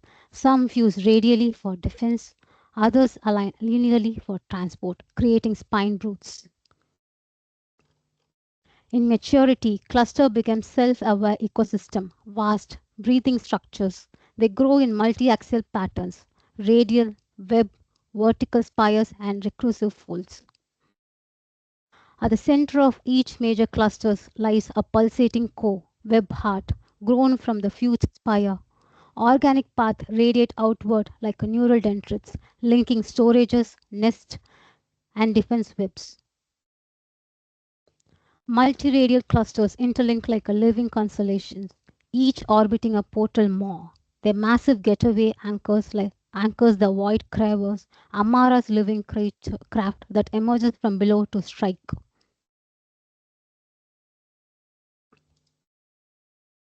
Some clusters stretch along the fault lines or ancient caves, forming long linear necrospines. These bone paths host swift dreadclaws caravans, spire sentries, and web signalers. At the heart of the necrospire lies the thorn core, a sentient mass of void matter and bone. Tendrils pulse outward like veins, linking every chamber, spire, and outgrowth in symbiotic unity. Deep within, the sepulchral altar serves as Amara's sanctified throne of necrotic rites, whispering bliss. Like the walls, a soul's essence is drawn into an altar of crystallized bone. The necrospire's exoshell bristles with instinctive defenses. It is a predator in structure. A grotesque Eden sprawls beneath the spire with withered seed gardens. The land lies empty, cracked and barren, scattered with glowing minerals, veins infused with etheric energy. The minerals draw the first clusters, responding to their magnetic energy and nourishment. From the earth's cracked clusters form, their threads weaving around mineral veins. Like creatures, form radiant cities above the necrospire. Clusters adapt and position themselves near these settlements, drawn to their energy. Clusters mature and begin to interconnect, weaving a network of void silk, threads spanning the canyon. The city flourishes, fully developed and interconnected, with life thriving in its vast web. The canyon's rugged landscape is rich with jagged rocks and mineral veins, forming the natural base for Amara's webbed city. Ether-infused minerals pulse with latent magic, drawing the first clusters and fueling the growth of the city. A central winding path weaves through the canyon, linking major clusters and ensuring the flow of resources. Smaller pathways branch through the canyon's depths, connecting specialized areas and enabling efficient resource flow. The settlement evolves with varying clusters, types radial for defense, linear for swift transport, and hybrids for complex ecosystems. Clusters intertwine through threads of void silk, creating a unified network of communication and defense. Above the canyon, radiant-like creature cities stand in stark contrast to the darkness below. A towering, vertical shaft lined with webbing provides Amara's routes to ascend from the depths to the surface. Above the canyon, like creatures reside in glow crystal cities, offering an illusion of peace. Amara and her kin uses aerial sealed pathways to scout and hunt above the canyon. Even the sky is not safe from her hunger. Parasites dropped like rain, latching into that claws mid-charge, their bodies no longer their own, but vessels of the void-carver's will. A tide of flesh and silk surge upwards. As the light dims, only husks remain. Absorbed into the ever-hungry mass of the necrospire, the feast is eternal. Amara's web tightens around the radiant cities, suffocating all that shines. This is not the end. It is only the beginning. Thank you. Thank you. Thank you, team. Enjoyed so much this chapter. Like, thank you so much. Like, it's really like it's coming all together. Like, I really love like the visuals and the logics and everything that like you've done here. I'm super excited because like again, like today is a very special day, marking like chapter 5. You know, like the incredible work, the whole cycle coming together. Like I was wondering, like, you know, like thinking about like again like the arachne and like weaving. Like what were you thinking about like the process, meaning like that you are like, you know, like I think that it's a little bit unexpected that like you're weaving like in this like you know, different way that like you would expect like again the arachne to move. And for me, actually, that's a compliment, and it's great that like you're, you know, like trying to find different ways, unexpected ways to design. But I just wanted to like hear from you a little bit more about the background of the logic, about like the zigzag movement that you're really like, you know, going after. Like initially we started off with like a cave concept for the amalgamation. Later, like within the cave, it will be like something kind of a linear or a radial movement. So then we thought of like going with the canyons, and inside the canyons we'll develop the cave, and we'll move through each. We'll have some different kind of logic, like how it travels. And with the canyon structure, we came up with this zigzag movement. It came along the way. Perfect, which it's exactly like what you need to be doing, right? Like following the process. Every decision then becomes, you know, like this basically like a important moment that you need to acknowledge, like in order to move forward, in order to follow the same like logic, right? Like through. And that's what like I love about this team. It's not like a superficial, you know, like uh, you know, like pushing the project towards a direction like that, you know, like you might like. It's like what the project needs at once you have started the whole process. So it's like emerging from each of the decisions that you've taken in the past. Yeah, thank you so much. Thank you so Thank much. you. Wonderful work. Like super excited. And thank you, Ricardo, for the extra, you know, effects and everything. Like it's always super fun. Thank you, Paulina.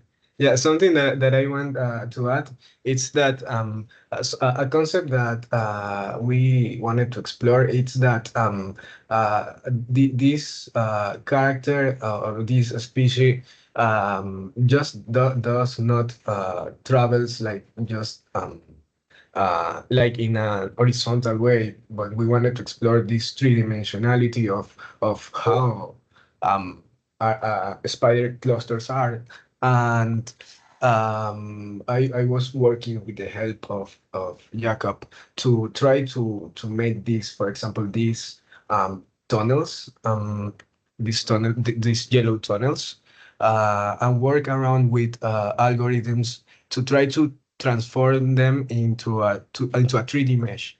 So down here, if you can focus down here, my cursor in the corner, right, bottom corner.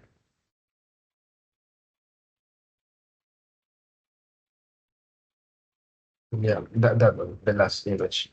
Yeah, for example, and this is a 3D representation of the yellow webbed path. These paths inside the canyons. Yeah. That's fantastic you're showing this. And I think that that map is actually very important. Right now it's like, you know, covered in darkness, like smaller, right? Like the three-dimensional like portion. But I think that this is actually a much better representation of like how you're actually like working with the terrain, you know? Yeah. So that might be something that you want to like show for the final, that it's like much more exploded. The colors also maybe a little bit brighter, right? Like, and even like the terrain can be a little bit more visible. So again, like that story of like how like you're really like, you know, following the terrain and encoding those you know, like moments, like it's, you know, the value of art here. So thank you for pointing out to this. Yeah, because one thing that we wanted to address is that this map is like like a blueprint for the final, for example, video, and we wanted to make sure that everything that we put here makes sense. For example, if I put a mountain, I need to place. I need to know if I can put a cavern or a cave or a tunnel in that mountain, because there are mountains that are too small to place a tunnel, and we wanted to understand in a three-dimensional way what we are doing. So yeah, that's what I wanted to add. Fantastic. Thank you. Thank you, Pablo. Thank you. Okay, then maybe I should also comment on it. So let me start with the positives first.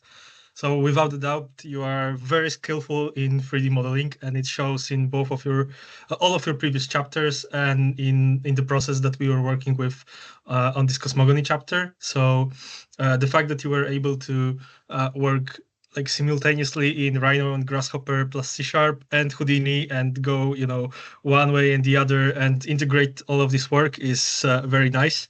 That shows like a very good, strong work ethic, and I liked it very much. Then on the negatives, unfortunately, first of all, as I understood it when you first were explaining that concept to me, your leitmotif of the creatures was the survival through hunting for either prey or some resources, right? And I think that in your story, I had a little bit of lack of that part, especially when we are trying to connect it visually with the map. And I think that's because your presentation lacked a little bit of this visualization in 3D, which you just mentioned at the end, of how your species explore different levels at which your action is happening. Like you have like some part of the action which is happening above when those species are quote flying, then there is some action which is happening on the ground and some action which is happening underground and inside those canyons. So there's a lot going on in here, like in terms of complexity of the story, but it's very hard to show it on 2D map, right? So for example, the fact that you've have been showing this 3D map at the very bottom of your board is very cool. I think that should be like one of the leitmotifs inside your board as well. So you show not only how those species evolve in time in the underground looking for those resources, but also show that in terms of your story, that they are doing that for a purpose. They are doing that to survive, to look for the prey, or look for those resources. So that would be like a point in your board which you could definitely develop further until your main presentation, and maybe make some animation based on that, because that would also be very helpful to show how they are looking for those different resources. Especially that I think your map has still a lot of room left to be filled with some info. So that's from the negatives. The other positive which I have actually is like the layout of your map. Because that's the first time I'm seeing like all of those paths, all of those routes inclined in one of the directions. So it looks like it's an x-axis stretched map, but it's actually how you developed it in the original. And that is giving it a very interesting look, which we didn't see. I didn't see it for sure for all of those times I have been here. So the fact that your map is a little bit standing out is a good thing, I guess, the fact that it's stretched in one direction. What I don't like about it is actually how your amalgamations look on that map. I mean, the amalgamations by themselves are really cool, but I think looking at the map, they are a little bit out of place. Like usually people are trying to blend them into the environment. And in your case, they are like contrasting out, which visually is pleasing maybe, but in terms of like coherence of the story and how they are fitting in your web of connections, you cannot like make this match in your head, how those amalgamations joining in with all of the rest of the map. So that would be my crits. Do with it whatever you like. And yeah, I really also enjoyed how you were working in C# and the fact that we were able to come up with an algorithm for distinguishing the paths from the map and making it 3D. That was very cool, and it required a lot of work from your side. So I'm very happy we made some conclusive work at the end, and that it was useful for your story as well. Thank you, Jakob. Thanks, Steve. I just want to point that we include the simulation that you help us to make, but we had a lot of content that we couldn't like present everything. But for example, this is kind of the idea that we wanted also to communicate. And this map, you helped me with an algorithm to make this map change. Well, this map not because we changed map, and I adapt the code for this map. And if we make a zoom in, Nandi, and place the cursor in order to see the simulation, we can see like these red dots like altering the terrain in real time, using as attractors these minerals clusters, and also like if you like see it in the detail, you will see like there are like some caves that start to form. This is something that I was very focused, because first I really like coding, and I really like this component of altering things with a script. This is very new to me, and I had to admit that it was tougher than I thought. But in the end, I am happy with the result, and I'm obviously we will go further this and try to master it. But yes, we wanted to explore more in deep how to alter this terrain in other ways. But the time was against us. I mean, you still have like a month till your main presentation, right? So you still Yeah, have some yeah. time. And you know, those population simulations are very hard to do. Like ask Madeline how long did he develop the nuclei plugin, and I think he will say it's very hard as well. So don't beat yourself up with that. Just go further. And I think that animation with the in connection to the 3D view of underground tunnels would be very nice to show in some kind of time lapse, and that would really explain the logic between your species and what they are trying to fight for, right? For prey and resources, and that would be pretty nice to see in 3D. Yeah, we wanted to also include the like creatures in this simulation, but was too much. Was too much. Sure. Yeah. Thank you, Jakob. Nevertheless, like very, very nice work. Thank you very much. Thanks. Hello. Thank you. Hello, thank you for your presentation. Can you please go back to the map? Because I think that, yeah, this is something that we'll focus on right now, as it's sort of the most important part of this chapter. So throughout your presentation, I think Jacob also, yeah, mentioned that you have, I mean, what was sort of very obvious, and Jacob also mentioned that you have a huge skill set in terms of working with 3D, and you are clearly very keen on designing and making stuff because, well, in terms of productivity, we can see that there's a lot here.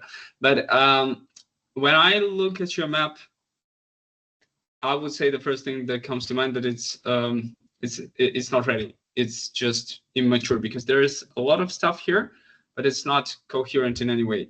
One of the things that sort of, you know, comes to mind, well, what I mean by that is, first of all, you can see a lot of roots there that your systems are growing into, right? But they are not leading anywhere. So that begs the question, what is that? What is going on there? Second of all, your amalgamations, they look like they were just sort of, you know, put somewhere where there was empty space created, well, left by the algorithm for some reason. And so that is clearly very incoherent. You have some of the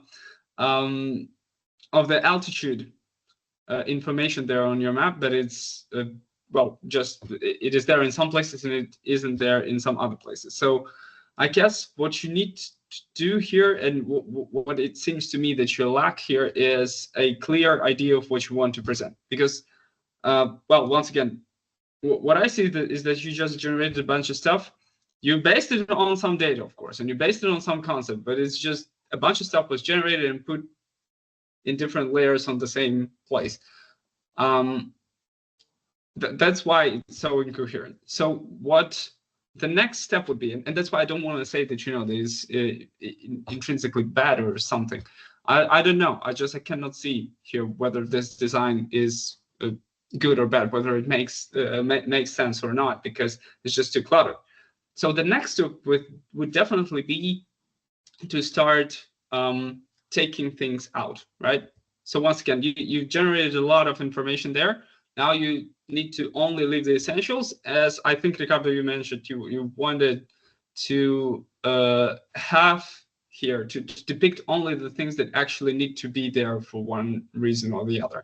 And that is not what is happening here, at least, well, from where I'm looking. Also, I would like to mention that, well, yeah. So the first thing I'm absolutely sure that you need to do is just, you know, take one more look at this. It's a good sketch, right? So maybe think about it that way, and just take away everything that is not necessary here, that is not conveying any meaning. And the other thing is, you know, just make decisions, right? So what are you depicting? Are you above the ground? Are you underground? Do you do both? If you do both, then you need to have a way to tell us, you know, where's the difference? Where is the border, right? Where does the cut go, so to speak? If you need sections, use sections there every now and then, right? But yeah, this is something that I'm lacking here very much. It's very, very incoherent. But yeah, also, sorry, I started with that because this is the important part, right? To tell you what I see is wrong with this project. But in general, I really liked your concept. So going into darkness, full blown, yeah, Cthulhu style it was fantastic to listen to. Yeah, but even here in the story, I would say also try just do maybe convey more with less, right? So just get rid of the stuff that is not essential there. Because you were telling us about harvesting the energy from eating the souls, which is just wow, it's the darkest thing you can imagine, and then it just gets lost somewhere. I wanted to start talking about that, but I just forgot about it because it's just what's going on. So yeah, that's what I have to say. Thank you for your work. Thank you, Karen. Yeah, that's excellent point. Exactly, like weaving the storyline, right? Like reinforcing the same ideas. And again, this is not the end. I keep like reminding you guys, this is very useful feedback that you're having through those presentations because you can change the course of your whole project. And actually, like when you're presenting at finals, like the holistic project, that actually like weighs much more, right? Like as in general for the program. So that's like a great feedback. It's not just that, okay, you got the feedback and what are you supposed to do now with it, right? Like it's that you got the project to a great point, and now like that a couple of things that like you can implement that they're vital and that they're very impactful, and that it can get it to the like amazing point, like to really tie the whole storyline together. So yeah, amazing. Thank you so much for the great feedback, guys. Like really like on point. Thank you. Sure, we'll take up this and we'll develop it. Yeah, for sure.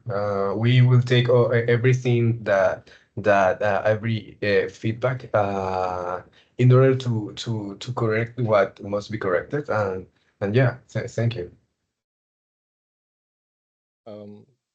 Yeah, good luck. Good luck with that. Yeah, sorry. Just want to wish them luck. Yeah, please go on. Sorry. Good luck.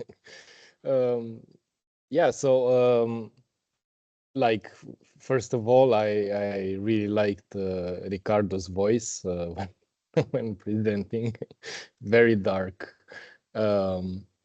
It almost frightening, which goes well with the project. And I told you from the beginning that this idea of the like evil aesthetics is something very interesting to look into.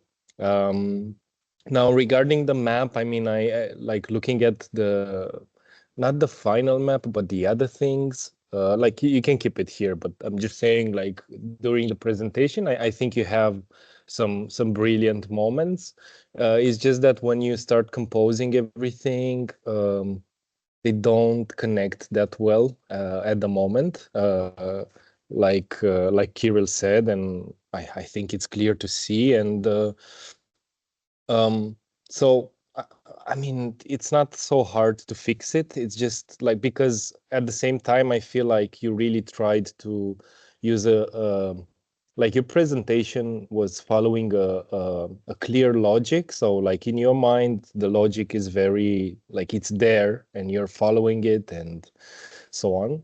So I think that's a good thing. That's a good place. The only thing is that like because it's like underground, on top of the ground, and so on, it's a bit hard to follow through when you see the final map. But I think you can definitely correct these things, and in the end, I think you can achieve something that's very good. So take a step back, relax 1-2 days, don't look at the project, and then when you come back, like take the feedback from everyone, and just like just think of like making it like more clear, and it should be okay. Like you have the ingredients, then at the end it's just about the final map to make it so that it's more clear. But thank you for the work. I know you worked very hard, and I hope you enjoyed this chapter. And good luck with the future endeavors and with the final presentation. Thank you. Thank you, Madeline. Thank you very much. Thank you, team. Thank you for the work and for the presentation. And yeah, we will, I guess, work on the refining the map. I think we're very close. The ideas for the different levels, I think we should emphasize more on that, so that it's clear that these layers are on different levels, and it's very hard to represent the level of complexity you have in the 2D image. Like you knew that from the beginning, but nevertheless, I think you did a very good job. So you should be proud of the work you made. Thank you, team. Thank you. Thank you, Tang. Let's go back to my team. Yeah. Hey, so now the board should be loaded. Everyone can see what I'm sharing? Okay, thank you. David, you're here? Yeah, I'm here. Cool. Okay, guys, welcome to our presentation. My name is David Ramirez. I'm a mechanical engineer and a product designer. And my name is Henry van Harens. I'm also a product designer and a 3D artist. Today, we're going to present to you the world of Satrak, narrated by Gavor, one of the characters who lives there. I cling to the decaying walls. Though they no longer pulse, they only echo, faintly. The air in Kalisar has grown thinner, and the ground colder. The beam above us flickers, still too strong to abandon, too faint to trust. What we built here was never a civilization. It was an instinct, an act of survival stretched across time. I am Gavor. Real, I'm barely surviving. My exoskeleton tightens as my veins drop with the last remnants of energy. I have learned to move within Kalisar's shifting bones, no longer hiding, but never fully safe. Like me, this place hasn't healed. It has only evolved to survive. In the beginning, there was only Mutkara, a seed cast into the sand, searching for power, a hollow temple, shifting its bones with the rhythm of the world it could not control. I was born within its cracked shell. It's still alive, but that life has changed form. When the first beam struck the surface of Satrak, we followed it like insects drawn to a flame. Around its impact, our clusters formed, coiling structures we called Kalisar. Each time the beam moved, we moved too. We fractured, duplicated, and reformed. We called that survival, but we were only leaving fossils behind us. We built paths, tunnels, and airways. We mimicked the veins of Kalisar. Our worms turned through the ground, carrying the sleeping and the half-dead. Our gliders sliced the dust above, fast and fragile, burning energy within a half. We grew stations from bone and nerve. We breathed life into our vehicles, but we didn't thrive. We only lasted. To understand our world, we had to adapt. We generated vast networks mimicking the natural way this world evolves. It results in an intertwined system that simulates the branching logic of Kalisar's living infrastructure. Kalisar is composed of distinct layers. Some make up public spaces, while others are structural or offer sanctuary. The unique combinations of these layers form temples, shelter habitats, and outposts. As a living entity, it needs energy to survive, so it reshapes and transforms, fracturing into complex and unique clusters. When energy fades, clusters fossilize. When it returns, it grew anew. This is not architecture, it's survival geometry. Years ago, the first beam impact struck and carved the land open. As it dissipated, life forms began to cluster, forming our first colony. Many of us were born there. It was pure, radiant, and alive. We all thrived and prospered. It was beautiful. Decades passed as the beam relocated. Again, Kalisar moved its living fragments, shifting, replicating, expanding. New growth took form, rising from the cracked skin of the last. But as this second oasis pulsed with energy, the first one fell into silence. Now, the beam anchored further west. A new colony grows, fed by the last remnant of ancient energy. The previous two lies in the shadow, their network severed, their tissues cold, but some pathways remain. Old worms still carry faint pulses, scout, traverse fossil corridors, seeking resources, or vanishing them into them forever. This is the living cycle. One cluster breathes while the others decay. Each layer of Kalisar's autonomy serves a distinct role. To make sense of it, we dissected it into 5 layers, making it easier to navigate. The underground network is a labyrinth for transport worms, connecting not just points within a colony, but also between fossilized and the living. Above, we have the aerial network, energy exhaustive but precise, deployed only within the core of each colony for fast deployment and resource recovery. The energy beam impact shows the radiant veins spread across the terrain, marking paths of life and decay with glowing branches. Underneath, the forgotten network shows 2 hidden paths, buried deep underground, ruined and rarely accessed. Lastly, the sacred pathways form thin, focused corridors used only by those able to channel high-frequency energy. The network did not grow upward. It grew like sediment, layer upon layer of exhausted movement.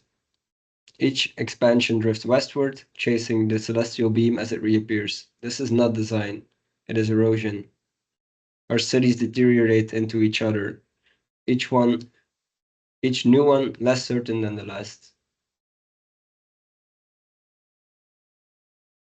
From above, we see our fractured lifeline. Here is Kalisar, still breathing, feeding us through the ground node below. That tunnel leads us to our principal transport line. Further east, the husk of old homes crumble housing units we once filled with breath.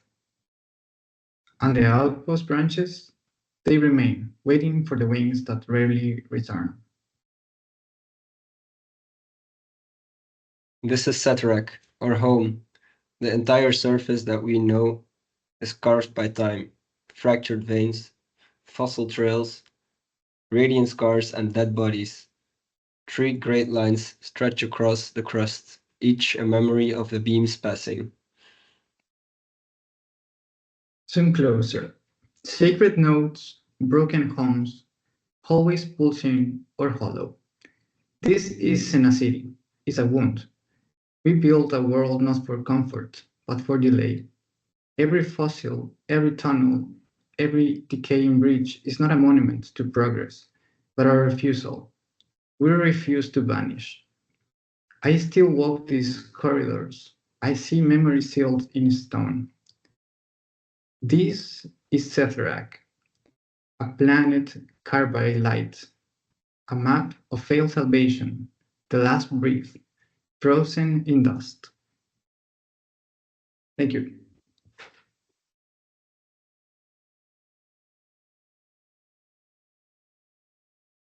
Lovely. Lovely. Pablo, if you would like to start, you can start. Sorry, I just you were not starting. No, now you probably did. But we can't hear you, or is it just me? No, something is up. Okay, now? Yeah, now we can hear you. Okay, Yeah. thank you. Well, I don't know what to say about this project.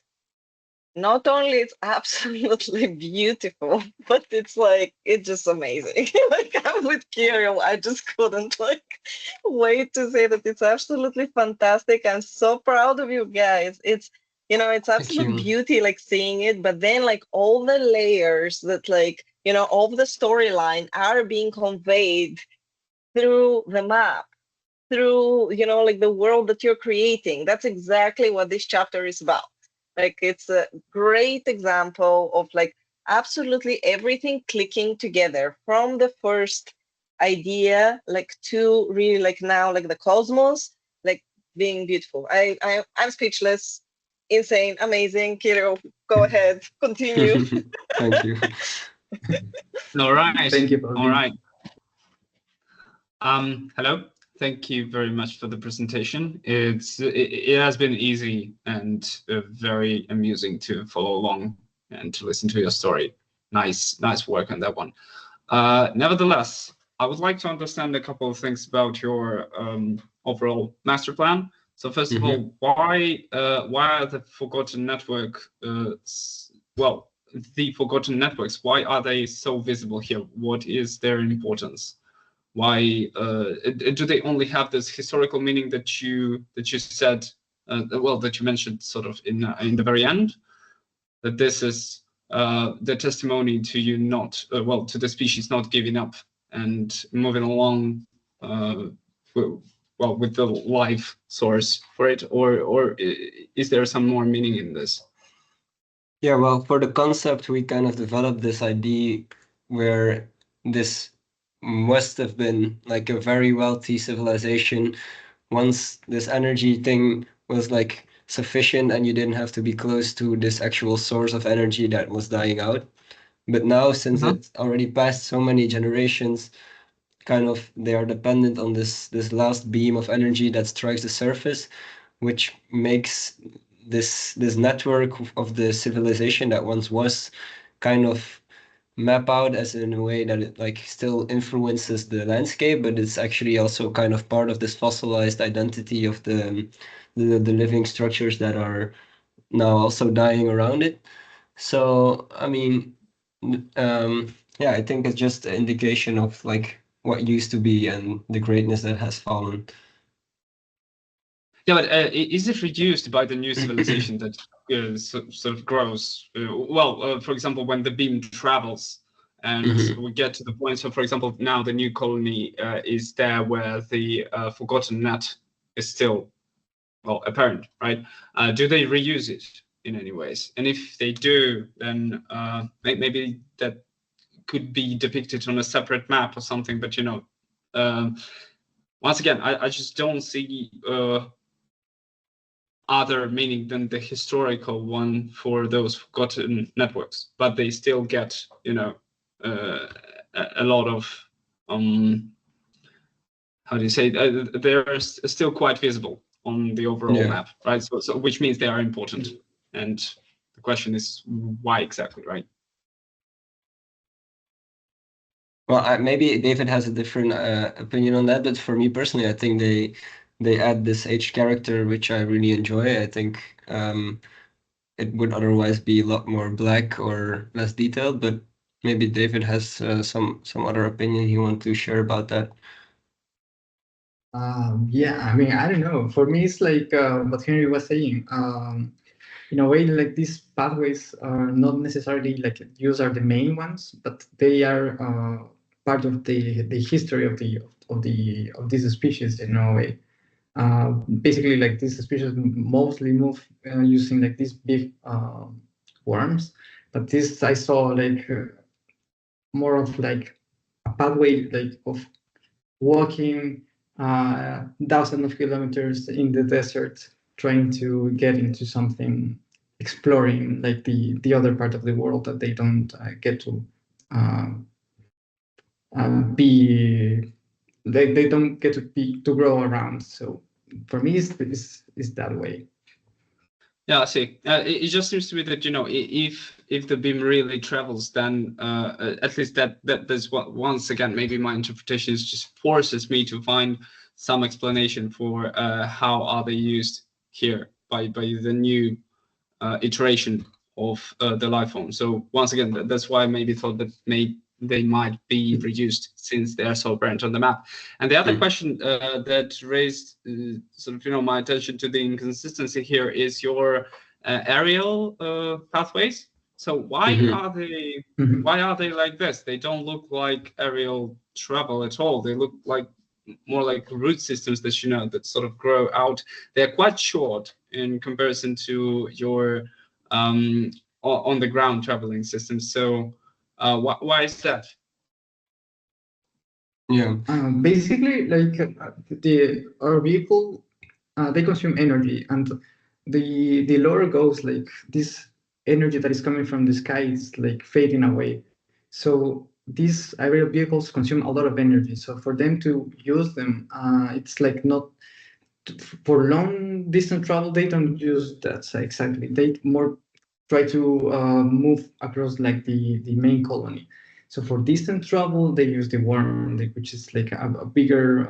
It has like more sacks of energy, so they can storage more energy for these long travels.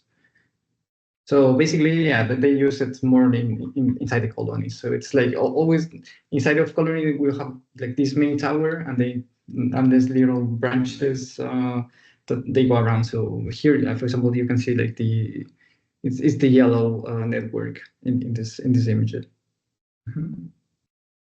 Yeah, but it's just you see, it's a little bit counterintuitive, right? That you have the why would you use aerial transportation at all there then? I mean, what is its role in the overarching story there? Because since you have a let's say long distance on the ground and efficient on the ground and underground traveling systems, why would you use aerial short distance, high energy consuming, inefficient ones? Well, I think most of the answer to that question is tied back to deliverables. So, I mean, we're also just kind of checking those boxes and then kind of stacking it on top of a map and like making. Oh no! Oh no! Bad answer. Really bad. but Very bad. I mean, it's not the part of your story, the deliverables. Those species you're designing the world for, they don't know about your deliverables. You see, I cannot even pronounce it anymore. So please, please don't let that be the answer for the final presentation, right? You need to have reason there because as you said a couple of times, they are surviving there. So please have a good answer for that one. No, but it's basically because like we have this main tower that is quite tall. So like in order for them to get like to all the places around like these colonies, they also need to travel to fly upwards. So they use for that reason. So yeah, the worms, they tunnel through the ground and they travel like really long distances, but they also need to move like upwards. So that's why basically they use also aerial vehicles. It just seems like a little bit, it seems like an overkill, doesn't it? Right? You can design the building in such a shape that it will allow you to use more convenient and efficient ways of traveling than flying along the side to get up there, like an elevator, say, or spiraling. I mean, what I'm saying is that there's an inconsistency there, right? And let's not take any more of your time to discuss this. This is something for you to consider. But I see that is an inconsistency that, that just weakens your project. So from me, two things: the aerial transportation and the history forgotten tunnels. Yeah. What are they for, right? Find a use for them, utilize it, because they're cool. And I love the story part, the heritage part. Yes, it's really great. And it reminds us of the concept of building on the shoulders of the giants, which this civilization definitely has to do. And the fact that you are depicting the dead parts of this civilization, that they are still there and they're waiting, that they still have something to say in the overarching history, because the beam of energy might go back there where it used to be. So yeah, thank you. Okay, thanks. And good luck. Cool. Thank you.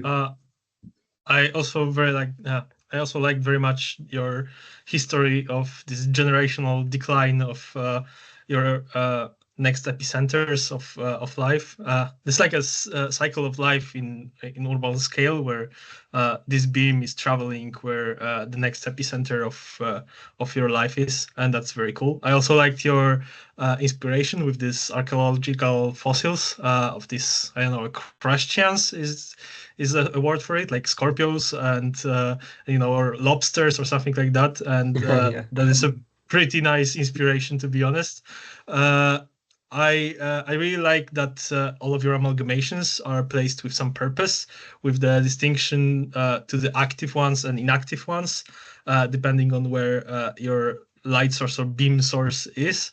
And I have a question which you maybe were already wondering on or not, which is, what would be the prognosis for the following stages? Like, you shown us like first 3 generations, but have you thought on what is happening next, or is there like a scenario in which this civilization dies because the beam is no longer active, or can it go back to some previous ones, or can it expand more than one epicenter? Like, it's maybe this beam is, I don't know, divided into 3 or 4 or n different epicenters, and your colony starts growing exponentially or something like that. So I would just be very curious what happens at like some later stage of development of this civilization. Mm. Do you have some idea? Yeah, I mean, it's I think we have not thought about like they branching into like different epicenters, but I think it's a really nice idea to explore. Like the whole project is like these species are dying, so like in some point they will get fossilized. So like this energy is the only thing that is keeping them alive as for now, and like in the past they used to be like more powerful, and like their whole society were bigger and they were prospering, but now they are like more trying to survive in a way, and they know that they will fade out in some point. All of these life forms will become fossils at some point. That's kind of the main goal, the main idea, but they are trying not to that to happen, but in a way it's happening, so they know that will happen. So yeah, but in the past, like the idea was that these guys were really prospering and the cities were huge, and they were enjoying life, I would say. Yeah, and if you think about it like about an evolution, right, then there might be some point like like a dead end for some species, right, when they stop evolving and this line of evolution just dies. And is there like a possible scenario that your active beam just become inactive before any of the new civilization or any of the new cluster gets built, and your whole fossil is being inactive, and you can no multiply it any longer? Would that be also a scenario in your head? Yeah, it could be. It's quite interesting. Maybe I could close up for like the project, maybe, because I think we have to think about like how like for the next lab with the VR lab, to see like what is going to happen to these guys. It's like the beam is already dying, so what if it started to move but it never reappears? So I think it's an interesting idea. I think I'm ready for them to end their suffering, like they can return to the walls they crawled out of. Maybe that would be a wholesome ending, because that's like where it all started for us. They were kind of hiding and like getting skinnier because they're so fragile, and I mean, at some point I feel like they have to go back there. Yeah, I'm just pointing out that there might be some closure to the story, and you might invent one even, right? So it's just like with Dr. Venning survived, right? And here I'm just looking for some closure to this story as well. But yeah, nevertheless, very interesting work and visually pleasing and with lots of detail. And yeah, I really like all the inspirations you used. So good job. Thank you. Thank you. Thank you, Jacob.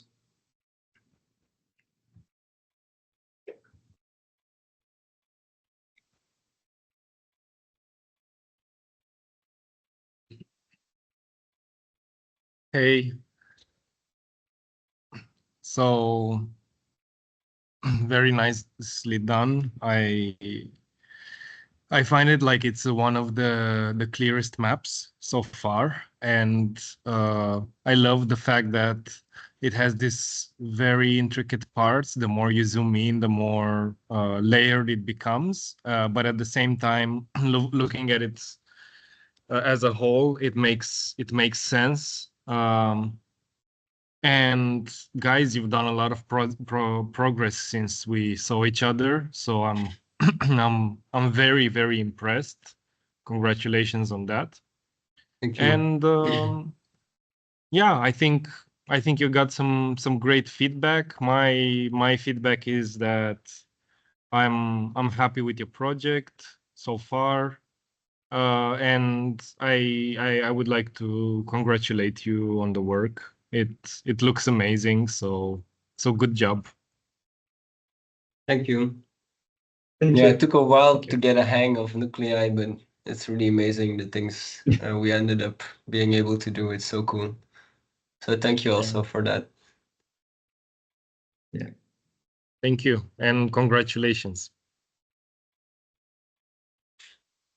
Hey guys, thank you for the presentation. Congratulations, and definitely you surprised us in the end by pulling this off in the last week, which was great. Like all the details that are coming in, and glad that you zoomed into all of them because there's a lot of work and details that have been put in there. And the map still is so clean and cohesive to read in with all the layers chiming in. So that's a great job, and really excited for your next steps in the presentation, for the final presentation and the lab and the video that you're going to make up. So yeah, looking forward. Thank you, Eva. Thank you for the help as well. Thank you. Thank you, team. So let's be going on with the next one. That is 8-3 with Anastasia.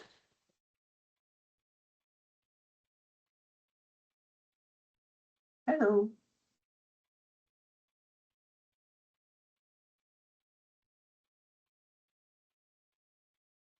Am I sharing? Yep. Oh, okay. Yeah. So, hello everyone. My name is Anastasia An, and I'm an architect. And this is Cosmogony, Chapter 5 of the Valtaris project. So, yeah, let's explore how the Valtaris cities grow. In their final broadcast to the universe, the Valtaris sent a digital time capsule into the stars, preserving records of their world, life, and their technological evolution. Their home planet, Diaterra, a rare phenomenon. From its core, plasma erupts endlessly through a massive fissure, forming the luminous ring, a radiant beacon visible even from space. This ring gave birth to the Valtaris, a highly intelligent race on the planet.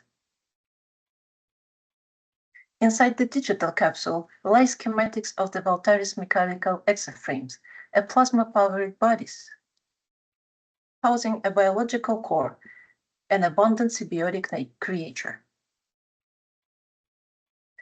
Their civilization formed around the corpuscle, a modular unit, a living habitat that seeded the foundations of their neighborhoods. These neighborhoods, called amalgamations, were built deep within the tectonic ruptures caused by the ancient quakes. The essential towers reached deep into the canyon's floor, with the purpose of extracting energy from the plasma veins flowing beneath the surface, fueling every function of their existence.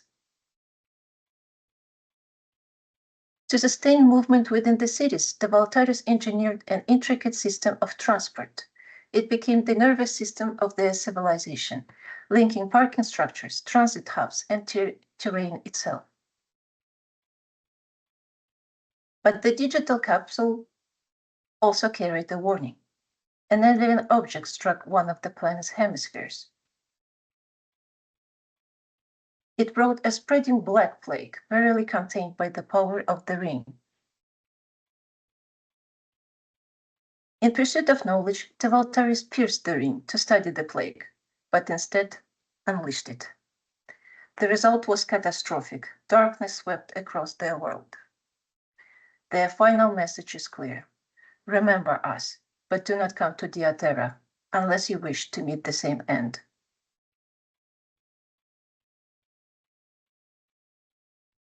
Their evolution was captured in detail, from the intricacies of daily life to a comprehensive map of their settlements and vast transportation system.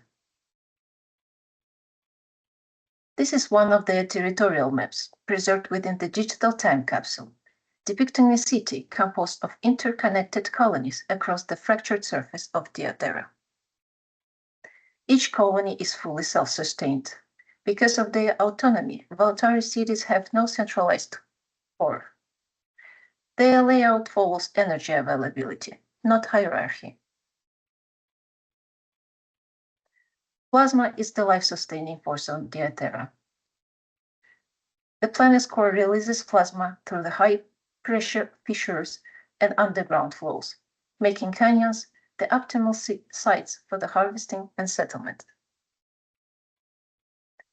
This is Diaterra's typical terrain, a clash of extremes shaped by ancient cataclysms, fractured surfaces bordered by jagged mountain ridges.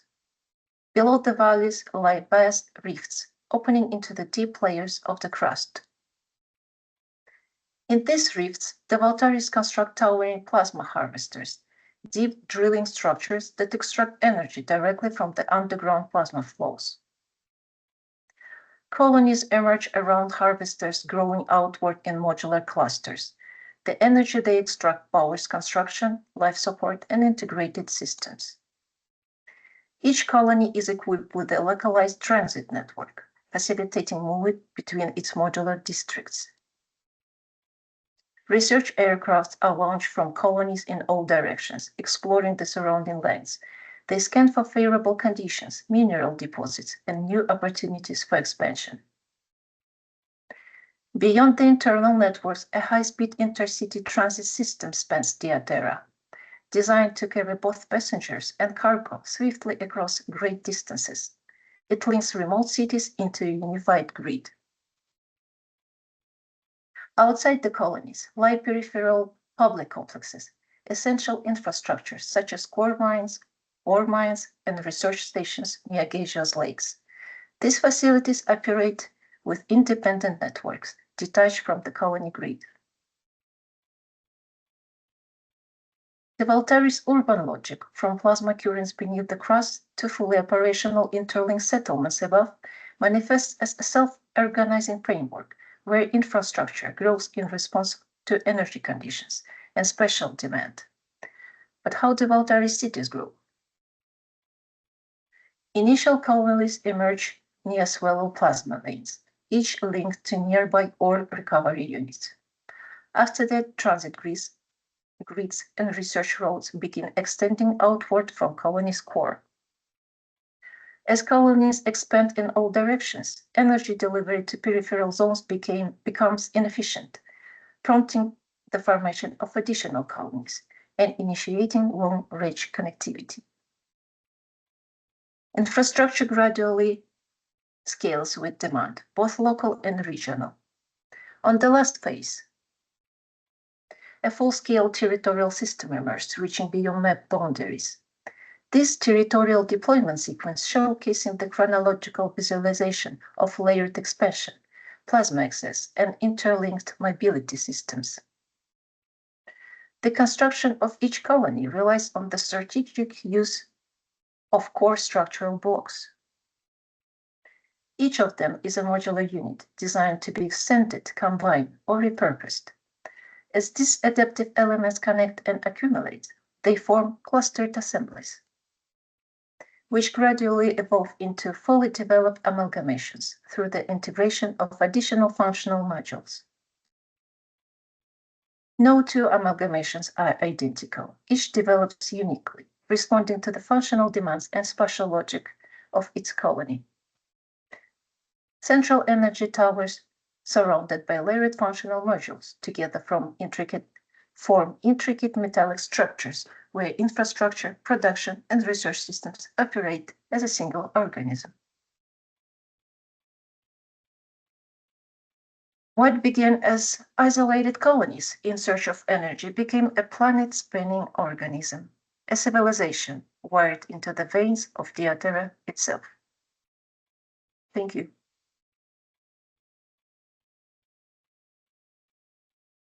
Thank you, Anastasia.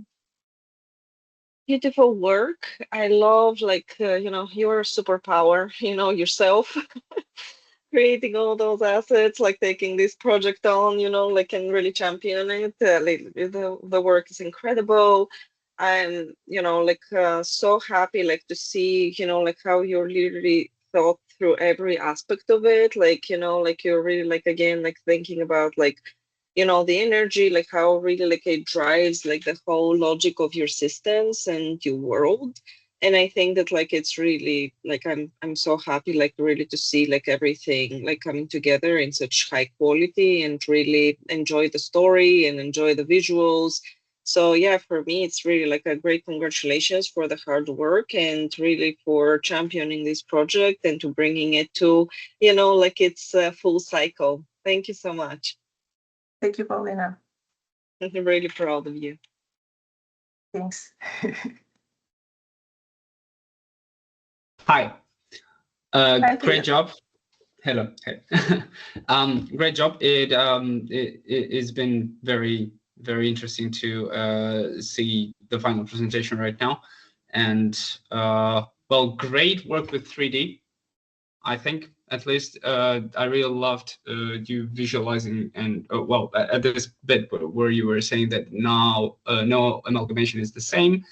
But on the other hand, on this 3D view of an amalgamation, how it goes into the canyon. So the one that you visualized, I think that the one thing that I lacked there a little bit, and yeah, so even though you said that that no amalgamation is the same, it just seems to be very homogeneous there, right? So you can clearly see that there are, of course, differences in the high altitude, and it becomes completely different there on the lower one. But sort of, it at least seems to me that it's too homogeneous somewhere in between. And even though here the complexity is enough, and you can see quite a lot, if you go to the section view that you also made there, I personally thought you could use that one. So yeah, the section, maybe let's take a look at it. Yeah, so I was thinking, maybe you could use one of those, maybe in a bigger scale, just to show, what each layer represents. You don't even need to have a lot of them, right? Because there is, of course, a plethora of things that you can do well with close enough, right? But dividing it into more than 2 sections would be nice. I think, would actually be better to have well, the depiction of different functionalities of your society in this vertical manner, as well as it is done in the flat one, right? Because there, once again, if we go back to this section, you can see that, of course, there is the high altitude, there is the low one where it's purely resource. Yeah, so a harvester. Yeah, exactly. So the lower one is clearly purely the resource harvester, and it's detailed enough, right? It's fine. The top one is also okay. That is understood. But what is going on in between? You see, we can see a lot of detail, but we don't really know what it means. So it would be great, to my mind, have another section just like that one, but in a bigger scale, where you could also say use some coloring to depict what functions are there on different altitudes of an amalgamation, right? Because once again, you said no amalgamation is the same, but they clearly are built on the same blueprint, right? They are modular in the same way. And this brings us to the main map, if we can go there. Yeah, thank you. So it looks like, once again, the society has to survive, so that's why they are very function-oriented. And even though the amalgamations are growing on the basis of of the surrounding terrain, they still are modular in the same way. So what I was thinking about here is that the scale seems to be inappropriate. So those amalgamations, at least to my eye, taking into consideration your story, of course, they look as if they were too big, right? Because as you can see, the fast transportation distances between any of the two amalgamations is less than the radius of one amalgamation. So that's just a little bit weird. And in terms of how you use colors here to convey and to distinguish between different functions, great use of yellow and blue and the red for all of the communication stuff. It seems though that some of the red, I'm not sure whether it's random or not, but it sort of spreads out there between the mountains, and you're not quite sure what is talking about. So I guess that is something to consider. Maybe it's just not needed, right? Or maybe it has to mean something else. But in terms of gray, I think you should have you should use something else for your amalgamation, just because gray is great for the terrain, for the background here, and you used it in such a way that the terrain is still 3D, so you can feel the depth, right? But probably something else should be used for amalgamations. And I'm not saying that you have to do that. It's just they are I'm losing them, right? And you need those artificial circles around them for that reason, right? To sort of show that, hey, it's here, it's right here. Although are they actual or theoretical circles? So do they have an actual meaning, or is it just so I'm not sure if that's something you need on that map, because it sort of obfuscates well, something that you could have, some of the information that could have tell us more about the amalgamation itself, because it's very clear, right? And the map is quite busy, so I think it would be better to deal without them. And as you see, that's what I meant. So this little settlement there between the mountains that has no circle around it, it gets a little bit lost in there just because of the color choice. So even though it looks balanced and fine, but you're losing some stuff there, right? So please take that into consideration. And thank you for all the good and hard work. It's been a pleasure to work with you. Yeah, thanks, Kirill. Speaking about layers of amalgamation, you said that it's interesting to know what's going on here. I showed you a diagram which explains actually everything, but it's from amalgamation chapter 3. Okay. So there are zones, or let's call them clusters, that has their own function. So great. Just differentiate between them. And actually, you're right. That should be enough. You wouldn't need another section like that one there. Although you would benefit from a section just because it also shows you how it is situated in the overarching environment, right? Like you have on this 3D image there. The sections are just they allow us to. Well, the whole point of design is solving a problem in some sort of context, right? So having the context around always is helpful. And here, I would say that, once again, you went very minimal here, but even too minimal, right? Because you only used one color and a couple of shades of this color, and it's not very clear where the differences are, especially when, for instance, we all are watching a screen that you are sharing, and it's not clear. It's just, it gets lost there. So please take that into consideration, and let us see more of the colors of your project. Yeah, actually, black and white is the two colors that goes from the very beginning. starting with the No. prosthesis development. I'm not talking. I'm not talking about the aesthetics. The aesthetics is Yeah, fantastic. I know. It's great to look at. just... I'm just talking about about what you are showing there. So, for example, once again, the one where you were showing the bits and pieces of an amalgamation, it's just not clear which ones are where. I get use a couple more colors. That's it. That's what I'm asking for. It was a challenge actually to use more colors in a palette that was just black and white through all the chapters before. So yeah, that's why I used those circles to show where the amalgamations are, because I had to like make people focus on those areas. And you talked also about this. Like this is the more reddish pinkish color, and this is like another type of network. And here I was talking about like this is inter-colonies network, and the other color is the same individual transport. This is why they are more or less close by color palette, but a little bit brighter. It's paths that they use for exploration surrounding areas. Well, since those functions are very different from each other, I would like to push you sort of into considering visualizing it in some other way. And once again, it's a big challenge because you're trying to use as little colors as possible, and that's very good, lovely approach. But it's just they're blending together right now.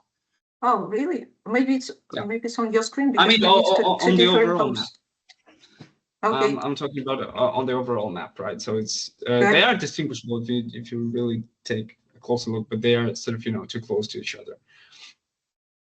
But this is once again, I would say that this is maybe not the most important thing. The more important one for me was that the cities are clearly, the scale seems to be wrong because they are too big, right? It doesn't make sense to make a fast transport between them if they are so close together, right? So it just seems like they need to be scaled down a notch, and then it will make more sense to have fast transportation between them. Also, where you have fast transportation, you don't expect to have that much of the local transportation, right? Because in that case, it's just one of them doesn't make sense. Okay, I've been talking for too long. Thank you once again. Exactly. Let me disagree with Kirill, because that's something which we sometimes do, and that's why we have so interesting discussions at work.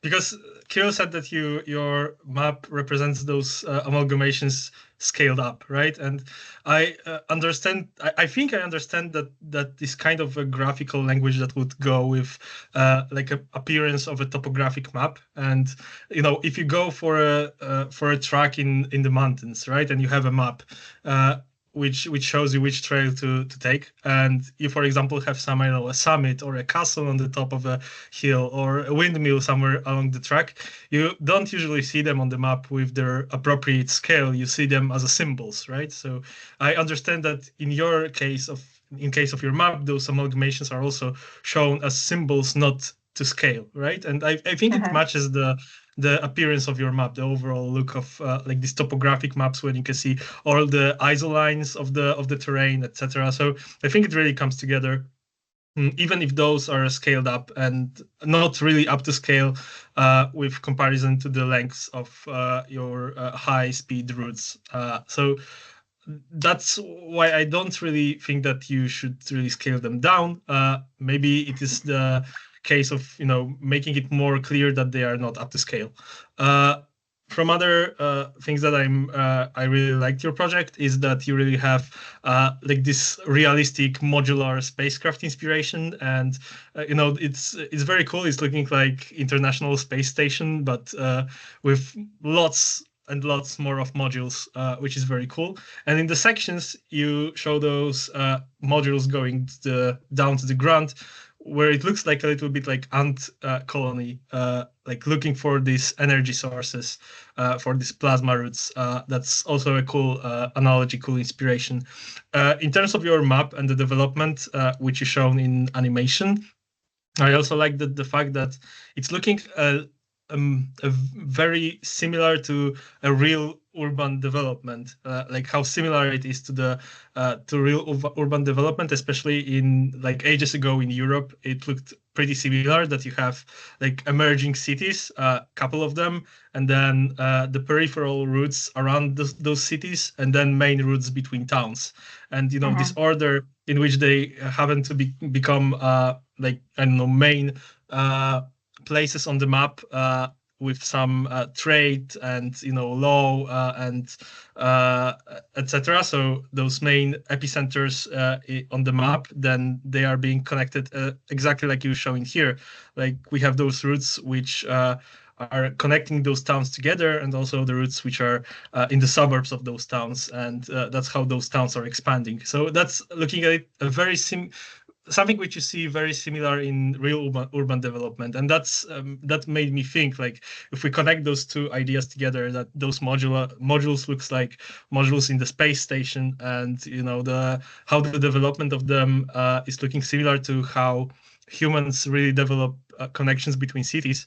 It's starting me to think that this is how a space colonization made by humans would maybe look like, right? That this is how we would build the cities and connect them in space. So that was a really cool stuff to think about hearing to your project. And yet again, it's up to you what you will do with this map. You can either listen to Kirill or not listen to Kirill. I mean, there are two options. I mean, I like it for the fact that it's looking really like a map which I would have in my backpack going on a trail somewhere in the mountains, and you have like those spots of main interest which you would like to see during your journey through the mountains, right? And even though they are not up to scale, it's pretty interesting to see this project being shown in this way. So yeah, very nice work. I'm glad to see this project developed so far, and I cannot wait for the main presentation. Thank you, Alex. Thanks.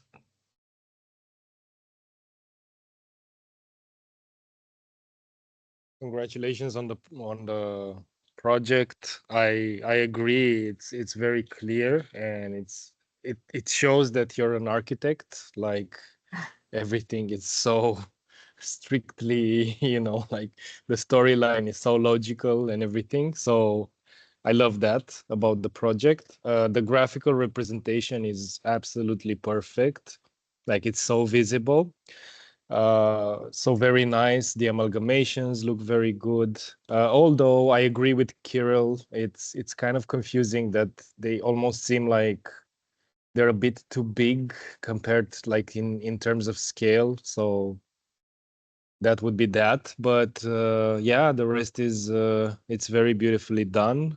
I would also say that I also agree with Kirill on those two networks that are very similar in color, the orange and the red. It's almost like the same. I wouldn't necessarily say change the color, but maybe make maybe the networks would feel a little bit different between themselves, because they're almost the kind of like the same scale. But yeah, I mean, already you have 4 networks, so I guess it's okay. But yeah, I'm very happy with the project, and you've done a really great job, especially like the representational side of the how it looks.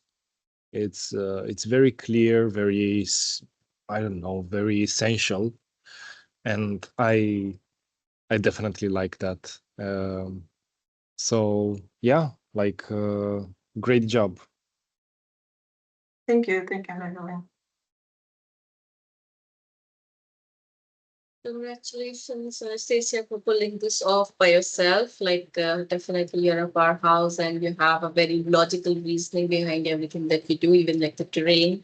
I remember like the first week when we were discussing the concepts, you have very logical thinking behind how you would like to have those plasma get in and all the harvesters. So I really appreciate the efforts that you took in there, and then coming to the networks and amalgamations. And definitely your amalgamations look really great in the catalog, like one of the favorites, I'd say.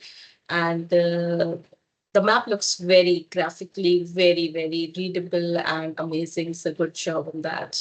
Like very readable in itself. Thank you, Eva. You. Okay, so let's move on if we don't have any more feedback there. Yep. Okay, Yeah, pass it on to Tim. Yeah, thank you for the presentation. Great, great project, great graphics as well, and everything is super clear. So, congrats on that. Thank you, Surya. Stop sharing. Yeah, map, but also about the whole presentation itself. How you structure everything. Everything was nicely made into the board. Everything was visible. So, good job on that. Thank you, Tom. Yeah, let's see E5 now.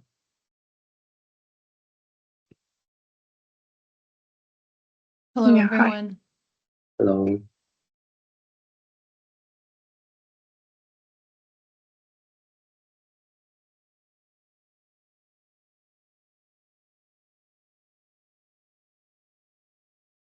Okay, you can see my screen, right?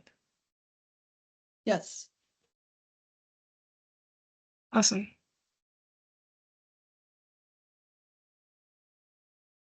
Yes.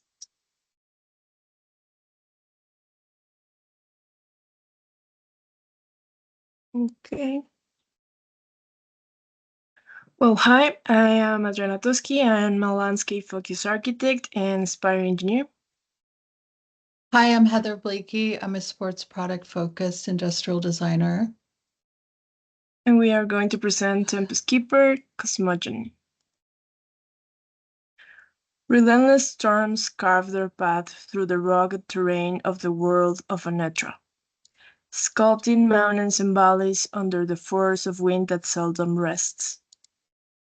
Amid the ceaseless fury, Ray and Thorito rose, not just as defenders, but as emblems of adaptation and solidarity. Ray, having no longer than a mosquito with a streamlined form and shedding armor, combined with Thorito's precision, flight, and far-reaching sight, allowed them to link distant enclaves and guide scattered kin.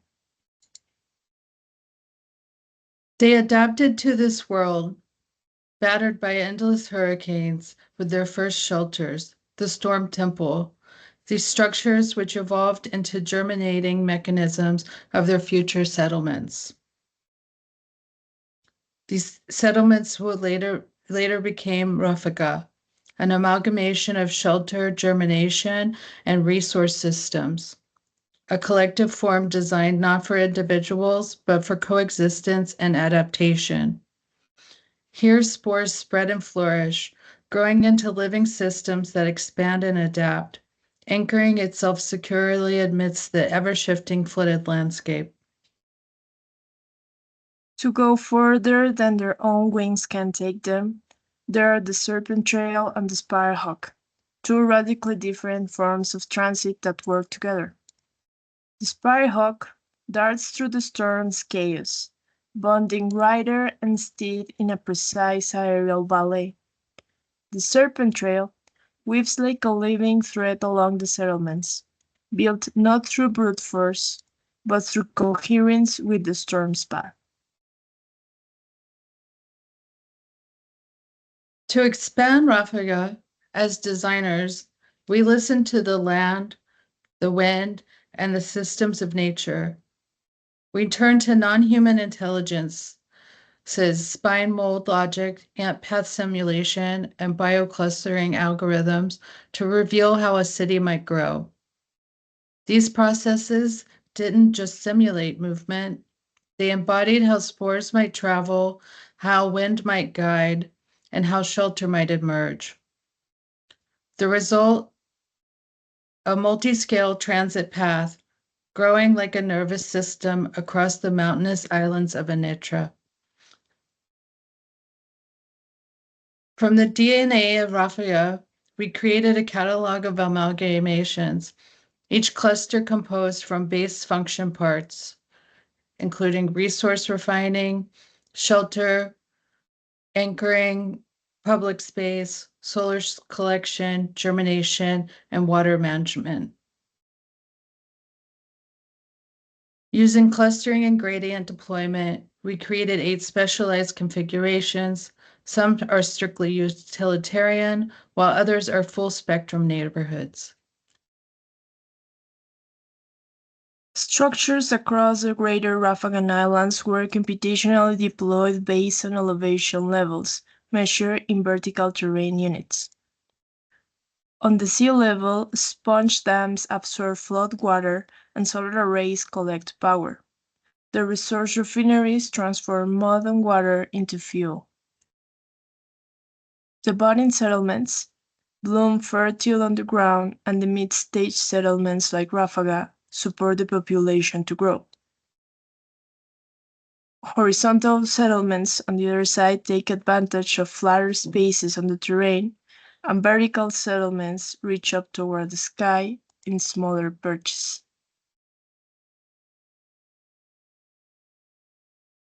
This seems to be frozen, sorry. Give it just a minute.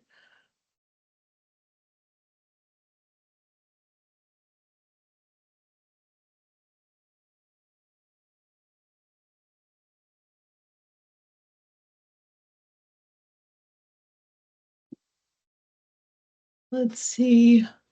Maybe no. If the mirrors, they're frozen.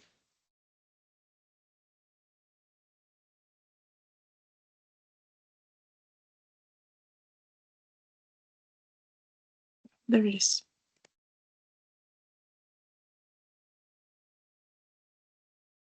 Okay.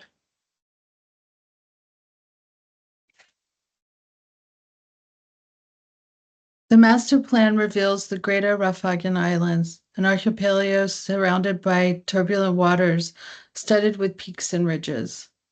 At this scale, movement is not a line, but a living pattern. Transit becomes an organism. From this interconnected relationship, we see 4 networks emerge. The first to arrive are the spores. These spore paths follow energy-rich flows, laying the groundwork for everything to come. Next are the major private flight paths. They follow direct inter-island demand and individual exploration behavior. They trace the most efficient connections between clusters, but then fracture outward into chaotic paths, exploratory and adaptive, much like mosquito flight. The public transit paths use ant behavior simulation. These routes are forged to link nodes of sun stability and drainage. They are the arteries of intra-island movement. The minor flight paths are local networks that follow the terrain. They descend naturally along the contours of the land, guided by water flow and proximity. These systems were in place, they emerged, revealing a choreography between movement, terrain, and survival. What began as isolated experiments in adaptation evolved into dense, interlinked communities. A landscape once fragmented by chaos now pulses with intentional life. Zooming in, we see how public life flourishes. The original Rafaga amalgamation is still the heart of the system. The North Port is a transit hub for private vehicles that come from far lands. The Lowland Lagoon Park is home of giant evolved sacred fountains, and while the Sarpere is a rare flatland used for food and water collection. And the air plant propagation farm is used for coastal microclimate farming. They all join together in the Tempest Keeper Legacy Park. It's frozen again.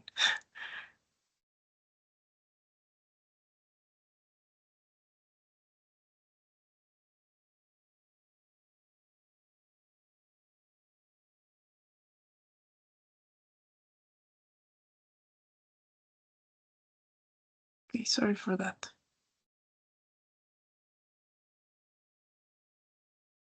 They are all joined together in the Tempest Keeper Legacy Park, which is this, where there is a public monument honoring Ray at the center of the 6 public lines, a spiritual and social nexus.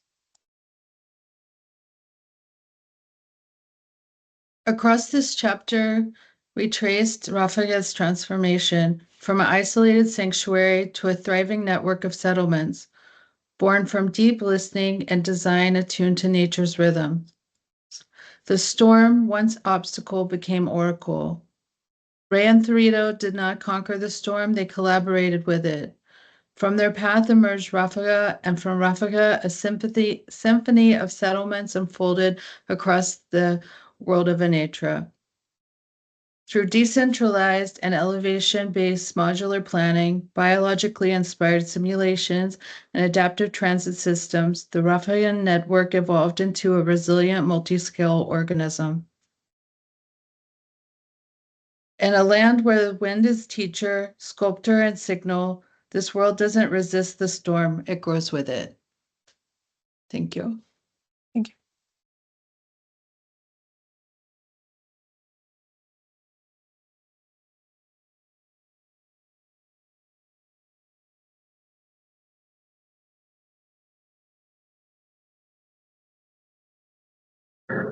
Pavlina, we Thank you. can't hear you again.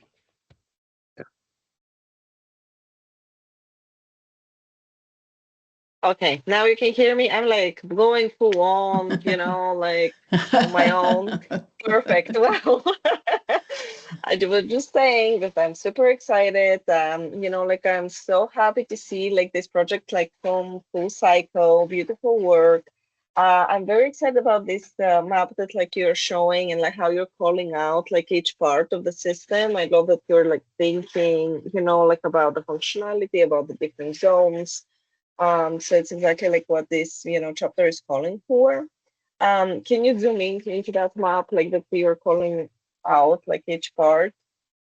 Yeah, I think that this is an amazing, really great example of showing exactly like functionalities and where you can find everything. So a little bit like your own Disney map. Yeah. Thank you so much, team. Wonderful, wonderful work. So happy for you. Thank you. Thank you. Okay, so maybe I'll go next. I from the very beginning, I really like your nature-based correlations and that microorganism inspirations. So, for example, even your amalgamation shapes are shapes like some microorganism, and I think that adds a lot of coherence to the story. Then when you've shown like your last animation, that gives us even more idea on how that system evolves and behaves, like the paths and the terrain and the amalgamations are acting together. They are like breathing together in one single organism, and that's a very nice animation, to be honest.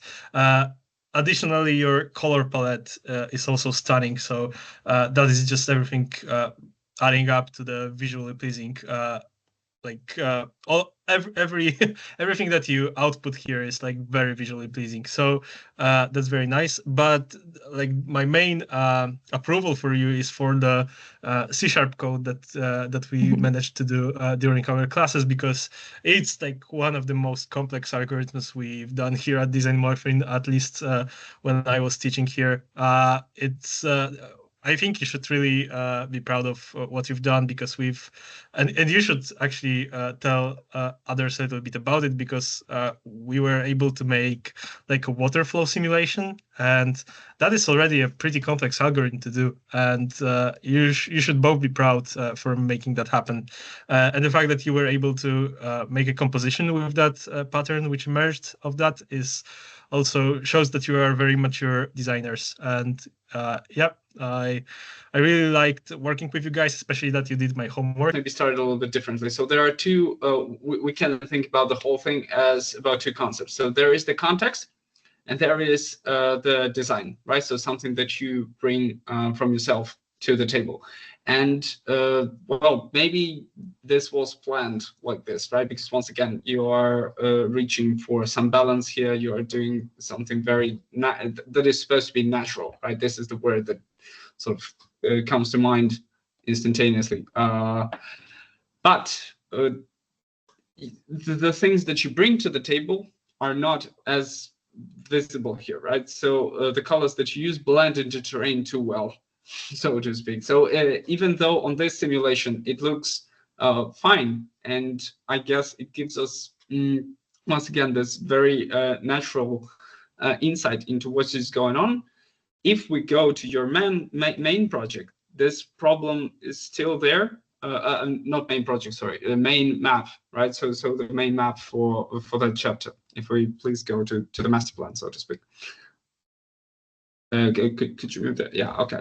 So I guess here it hasn't been as obvious. Well, at least to me here, it seems that there could have been some more contrast, maybe, or some different color choice in order to depict the details better, right? So for example, here, sure, the first thing that pops into eye is the pink network, and as far as I remember, this is the flight network, right?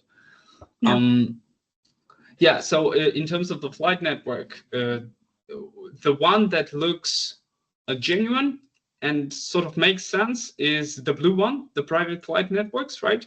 Although it also seems a little bit weird that you know that it is blue here, because it blends with the ocean, but on the other hand, well, it's not as important as the public one, right? So maybe you just wanted, I mean, I'm not saying that it's necessarily a deal breaker here, because maybe it doesn't have to pop out too much. But the pink network, right, the public one, I don't quite understand why is it structured that way, because to be honest, it doesn't look like a flight network. And my understanding is that this is just, well, it looks the way it looks because you used a certain algorithm to design it. You probably use nuclei here. But my problem with this is that it's just inconsistent. It doesn't say with its appearance that it is a flight network, right? The connections there look like a land connections, look like exploring the terrain, not the smooth, far-reaching connections of a flight network. And also the other thing there is, I'm not quite sure why doesn't the flight network connect the most important pieces there, so the ones that you actually shown here quite brilliantly. So I don't remember the names, right, but we have 5 main kind of cities, let's call them cities, that you are sort of the landmarks, right, that you draw our attentions to. So even 6, really. And I wonder why aren't they connected with this flight system, and for that matter, with any system of communication of broader meaning, right, of the higher up in the hierarchy. The public spaces on the smaller map are connected by the public network, the yellow. The pink paths or the flight should be between the bigger islands. And then the small private networks are also connecting those landmarks. Mostly the landmarks are connected by the yellow public, which is used most for inside the island transportation. We did make the pink. In that case, you know, the pink ones that we see on the right-hand side right now, it just doesn't seem too busy then, because you have some islands onto which you have a bunch of connections and some islands to which you don't have any connections. Some of them intersect in this weird way. I mean, what I'm seeing there is, once again, that you used a certain algorithm, even having a concept of what you want to connect in mind, but it just does not do the job here, right? I really like the way that it spreads out, sort of, you know, into this unknown, as you also, this is a very nice way of graphically showing what you meant in the story that you've been telling, right? So outside the communication between the island, it just spreads out like mosquitoes, right? Did you use that? So that was great. That was fantastic, and that is exactly what it looks like here. So that it goes into exploration, into unknown. But the ones that are between, they just don't look like flights, right? They have those weird parameters of not of something that Lucas flying. So I would say, it just doesn't tell. It just doesn't tell us that this is flight connections. Otherwise, great project. Thank you very much. It has been thought well. It has been designed well, and wish you the best of luck. Thank you. Thank you. If I can also add something to what Kirill has said, and I think that this raises some misconceptions about connection between your detail map and your master plan, is that your flight route has two different colors in those maps. And maybe that also shows, that's also why someone might misunderstand your map, right? Because if you use the same color, the same language in both maps, then it would possibly be a little bit more clear what you intend to show. So either make it in the detail map more pink or make it more red in the master plan. Okay. Yeah. Good. Thank you.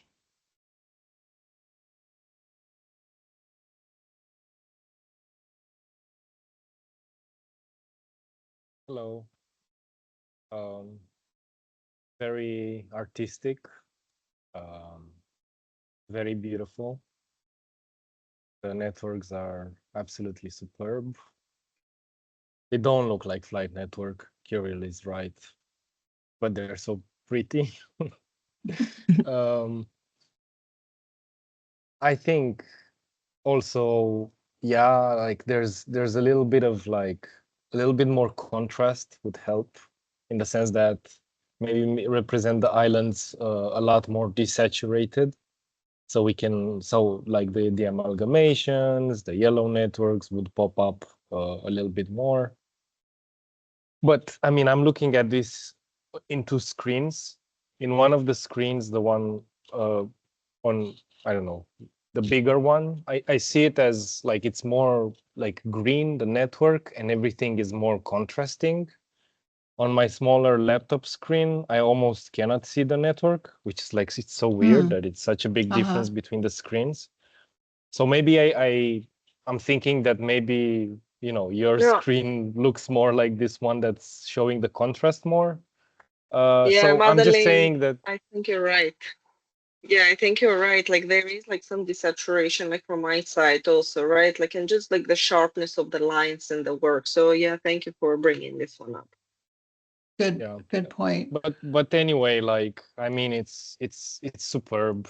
Like, I love it. It's like, it's so beautiful, so artistic, so super nice, and like the way it looks, the way you combine the things, and you combined a lot of things, but they still are in a good proportion. It's just like the tweaking of like, let's make this contrast a little bit, or test it on different screens. I don't know, but yeah, I mean, it's such a beautiful project. So I'm very excited to have been part of your journey in this project. So thank you, and congratulations. I'm very happy with it. Thank you. Adriana, do we still have the GIF of the spore pass? Yeah. We made this for you. This is for you, Madeline.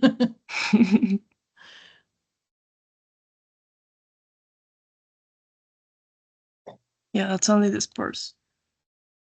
I love it. So pretty. Yeah, this Beautiful. we really got inspired. I love it. Great job. Thank you. Great job, team. Yeah, I think you had enough materials and maps maybe to do like 5 more projects, chapter 5. I also congratulate you on the fact that the previous week with Jacob with the coding, you're both like beginner, and each day you make homework, you add it on the board, but you also keep pushing the map. So you did like both, I guess, both exploration, nuclei, and coding in 1 week, and you managed to get very far ahead. That's at least on the B side, some of the teams didn't manage to do that. So congratulations on that, and of all the work and the way that you present. Yeah, great stuff. So really very proud. The map looks great. I don't know what happened. I looked at the maps from a tablet, from a laptop, and from a screen. Everything was visible. So I guess yeah. Yeah, I'm working on with two monitors too, or we both are, and they do look different, and it's hard to choose. Okay, which one are we going to choose to design it to? Yeah. Thank you, team. Thank you. Thank you, Tom. Okay, let's go to group A with Val.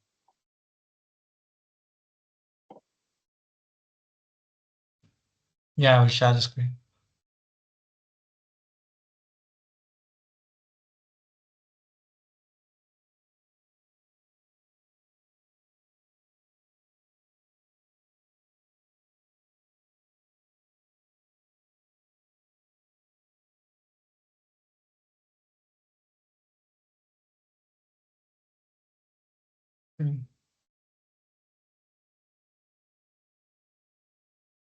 Yep.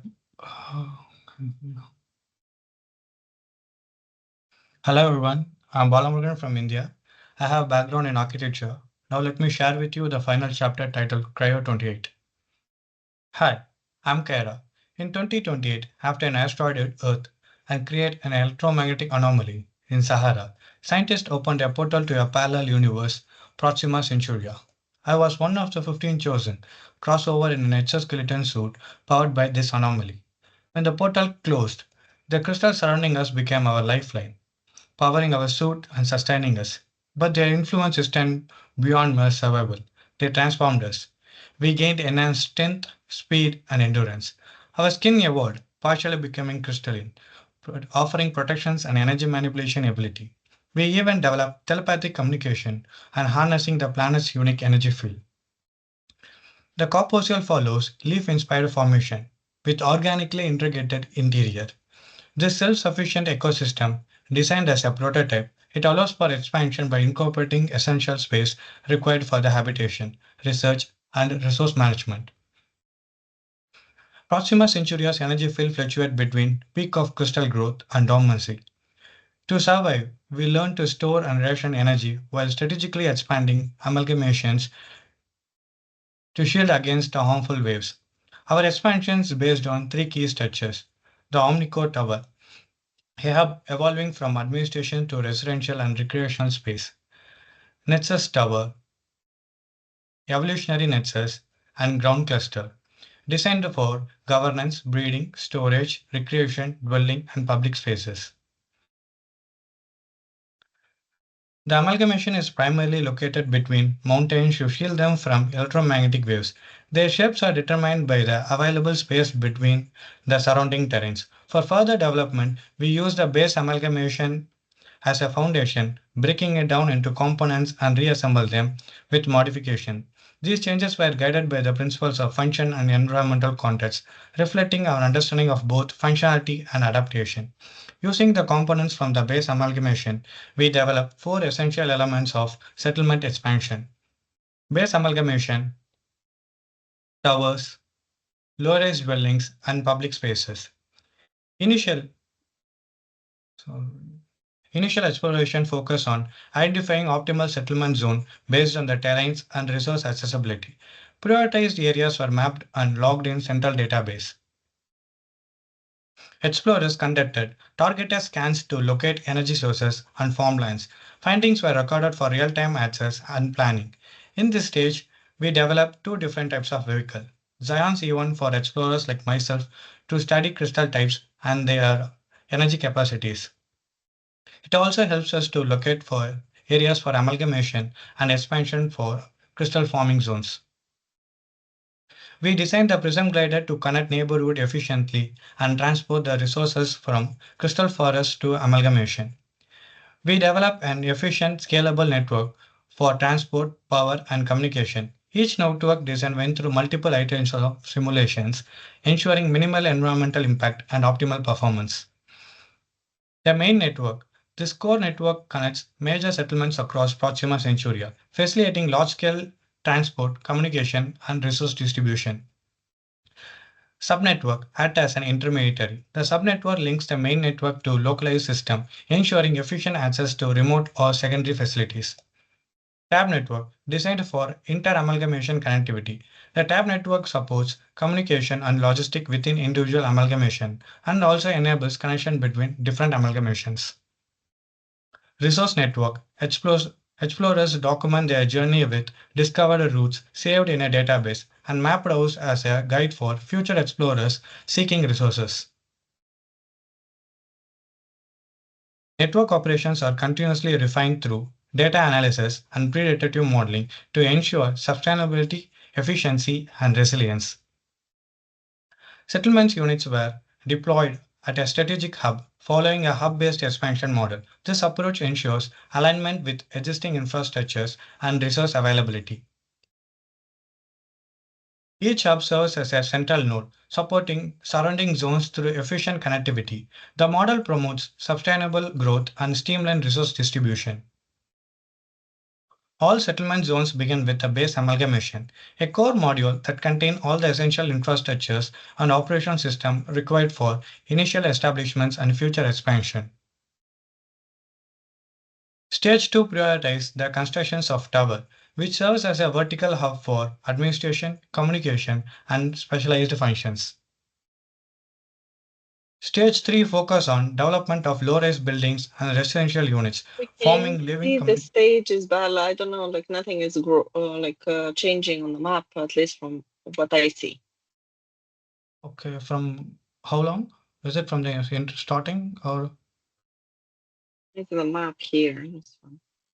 Sorry, I'll just stop the sharing because I can't see. Can you see my screen at this? We can see the screen. Yes, it says low-rise dwelling, but it's Yeah. not moving to like any other ones, right? Yeah, okay. Okay, I'll start again from here so you can follow, I think. Now is it Okay. visible? It is visible. Yeah, let's see if it Yeah. moves. Okay, yeah. Stage 3 focus on development of low-rise buildings and residential units, forming living communities around the tower and base amalgamation. Stage 4 introduce public space, strategically positioned to integrate with existing network.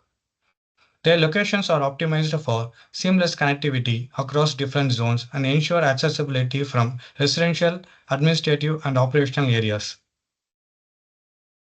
At more advanced stage, we develop the ability to control crystal growth using stored resources. This advancement allows us to manage expansion more efficiently. As a result, we achieve a stable and consistent energy supply throughout the amalgamation.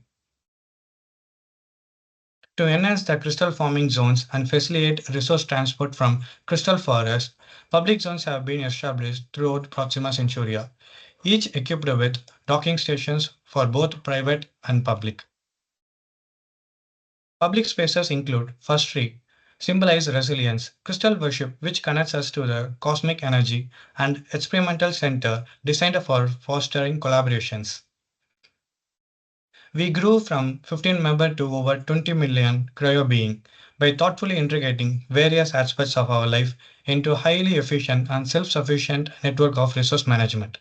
Our journey from Earth to Proxima Centuria was not just a relocation. It was a transformation. We have evolved alongside this planet, drawing its energy into the core of our very being. As we continue to build, innovate, we carry with us the enduring lesson of adaptation, unity, and boundless potential of human engineers. For us, this mission is not just about survival. It's about embracing mystery, welcoming surprise, driving evolution, and growing together as one. This is not just a new beginning. This is our home. This is our future. Thank you. Thank you, Bala. Amazing. Thank you so much for walking us through the project. I think it's super exciting. Like, happy again, like to see like everything coming together. It's like really interestingly interweaved. I think on some of like the steps and the maps, like as you were explaining, like you were like really well like dissecting them, but maybe like, you know, like choosing a different color, especially when they're like so little, you know, like to see the differentiation, or maybe like getting like a couple of them and really like getting them into like a bigger group. Or less steps, right? Like in order like for us to like understand like the bigger moves might be a little bit like easier for us to understand. But other than that, I feel that like the work is really strong. A little bit for my, again, like point of view from this computer that I'm in, like the colors, you know, could pop up a little bit more, right? Like, so for me, there are a little bit like, again, there is an opportunity for certain areas maybe like to be emphasized more, since there is like, it feels a little bit desaturated, like the whole map. But these are just like, you know, like a couple of comments to just like improve for finals. Other than that, like I think that like you've done an incredible work. Like congratulations, really, like again, like for being a one-man team and really championing this. Yeah. And Praveen, I want to ask, from which stage you guys were not able to see the screen moving? Because like I think it was like in the maps, like where like things were like moving, but it's okay because like we then like moved forward like yeah, okay. appropriately. So it's all No, Yeah, was where you thinking- were showing step by step. So when there was the low-rise buildings and Yeah.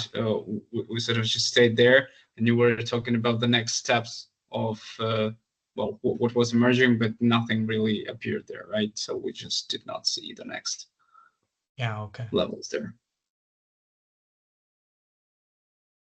Okay, I think it's a sort of a smooth segue for me to start talking. Hello, thank you very much for your presentation. I want to say that, well, first of all, interesting story, and I really liked, you know, how you started with this portal into parallel reality, but then I don't know, I got a little bit lost in that, but I really love to know the way that they use this gate, right? With it's a little bit it's not intuitive to me, at least, that, you know, it appeared on a wall, even though the meteorite fell from the sky. So I'm not sure why is that the case, but you know, it's your story. So, and we're dealing with an anomaly that is not supposed to be obvious. So, but yeah, it's very counterintuitive, at least you know, from when you see and hear it first. The other thing I would like to say is that your presentation shows that you're very, very productive. So you've shown a lot of stuff there. But at this point, and the point of presentation and actually, you know, crystallizing your project and your design, I think you need to also start throwing stuff out, because it's just too busy. So there's just too much going on your map, I think, and we are losing the context of the whole design, because once again, you were talking about how the population needed to find resources and basically survive and learn how to live, but in the meantime, we completely lost the very mountainous terrain that you had there, right? So it just seems to me that your design, the way, for instance, the connections between settlements and the shape of the settlements, right, the overarching one, they don't seem to make too much sense, or at least they seem to be very divorced from the context itself. So that is definitely something that I would like you to take another look at, and the connections between them. So once again, they exactly tell us that you ran an algorithm, you got the output, and then you put it in there. While in this case, I think you need to prioritize the output that you got and only leave the stuff that is really essential. Because otherwise, once again, your map is too busy, and it's very, you know, you have to focus and analyze it pretty strictly in order to get the sense of what is important there and what is not, right? So so hence the filtering that to my mind you need to do there. leave the stuff that is important, maybe highlight it, bring it up, and get rid of some of it, because now it's just yeah, it doesn't seem like it makes sense. Yeah, okay. Yeah. Otherwise, good work. I also would have to mention that it also seems counterintuitive, but maybe that is something that you can actually, well, you can explain right now. What about those bits that you have along the sides of your map? So I don't remember, are those the crystals, or Yeah. what are those? Yeah, so for example, where tongues. Okay, they Yeah, are the crystal forest. Yeah. Why the crystal forest look like this? Because you see here, it just looks weird, right? On the other side, so the one that is up there, the next one, it looks actually, it looks like no, not that one, on the left hand side. The left hand side, it looks like it actually have to do something to do with the terrain. So it actually, you know, is somehow connected to the map. But the one on the bottom there on the left, and the one I think at the most right, yeah, so they just look very differently. So I wonder why is that? Okay. No, they are in some, for example, if I try to place the crystals for the map scale, then probably they won't visible. So I thought to emphasize these crystals based on their out of scale. That's point one. And the point two is like they are based on their terrains. So Okay, so is this the shape of the terrain that you have there on the left, on the bottom left? Yeah. So yeah. So in these areas, they are like two crystals, and these areas their mountains are high, so they are in this kind of shape. Well, and that connects sort of, you know, to the first point that I was making. We're completely losing the terrain here. The map is so busy that once again I have to ask you, why are the crystal forests symbolized this way and not the other? Because once again, if the terrain was more obvious here, then that question would not appear, right? It would just be clear why they are like this. And yeah, so the other thing, though, if those are crystal forests, they probably also need to be separated somehow in a, well, using color, for instance. So something that I mentioned for the other group, what is already there, the context, should be separated visually from what you bring to the table, right? So from your design. And here, the crystal forest, they, in terms of the colors you used, they blend completely with what you are designing, with what you are bringing with the project to this context. Yeah, got it. Yeah. So, and one more thing is like for amalgamation, for this neighborhoods, actually these shapes are based on the terrains. That's what I have placed in. I think I have even mentioned in the point. So you can see in the growth animation, I think. You mentioned it's just not obvious. It's not visible, right? So your terrain is very rough and natural, as a terrain should be, but your amalgamations are just blobs, right? So once again, maybe if the terrain is more obvious, maybe it would be more visible, but this way is just not. Yeah, okay, I will note it. Thank you. Once again, just keep in mind that I'm trying to find whatever the shortcomings of your project are. In overall analysis, yeah, it's good work, and thank you very much for sharing. I guess I should mention it all the time. So for all of you, really great work. Very impressed. Keep it up. I'm just trying my best to sort of, you know, find something that you could that could potentially help you make it better, right? Yeah. So yeah, good luck, and yeah. please don't think that I only see the bad stuff. It's nice project. No, I didn't see. I was just seriously. I was just like down. and Nastya would have this. Well, she will not forgive me if I would not mention that those circles around your cities, they're not supposed to be there, right? Your cities should speak for themselves. Those Okay, no, circles they are not necessary. I was just trying to explain what is it like crystal forming and what is hub. So I was just pointing out in the final map which I was trying to show. Sorry, a little bit of.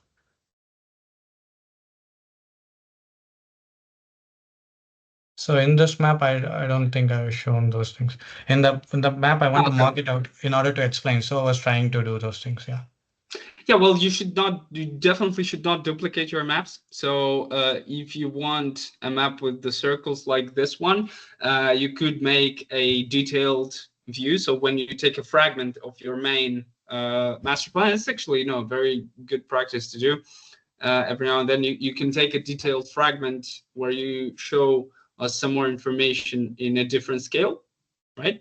And in that case, it would just make more sense. But duplicating your maps is not a good practice. It's sort of, it just seems like you're trying to make us believe that you did more work than you did, which you don't have to do because you've produced a lot of stuff already, right? So now you need to leave as little as possible, right? And just get rid of the things that are not essential because they clutter up the view.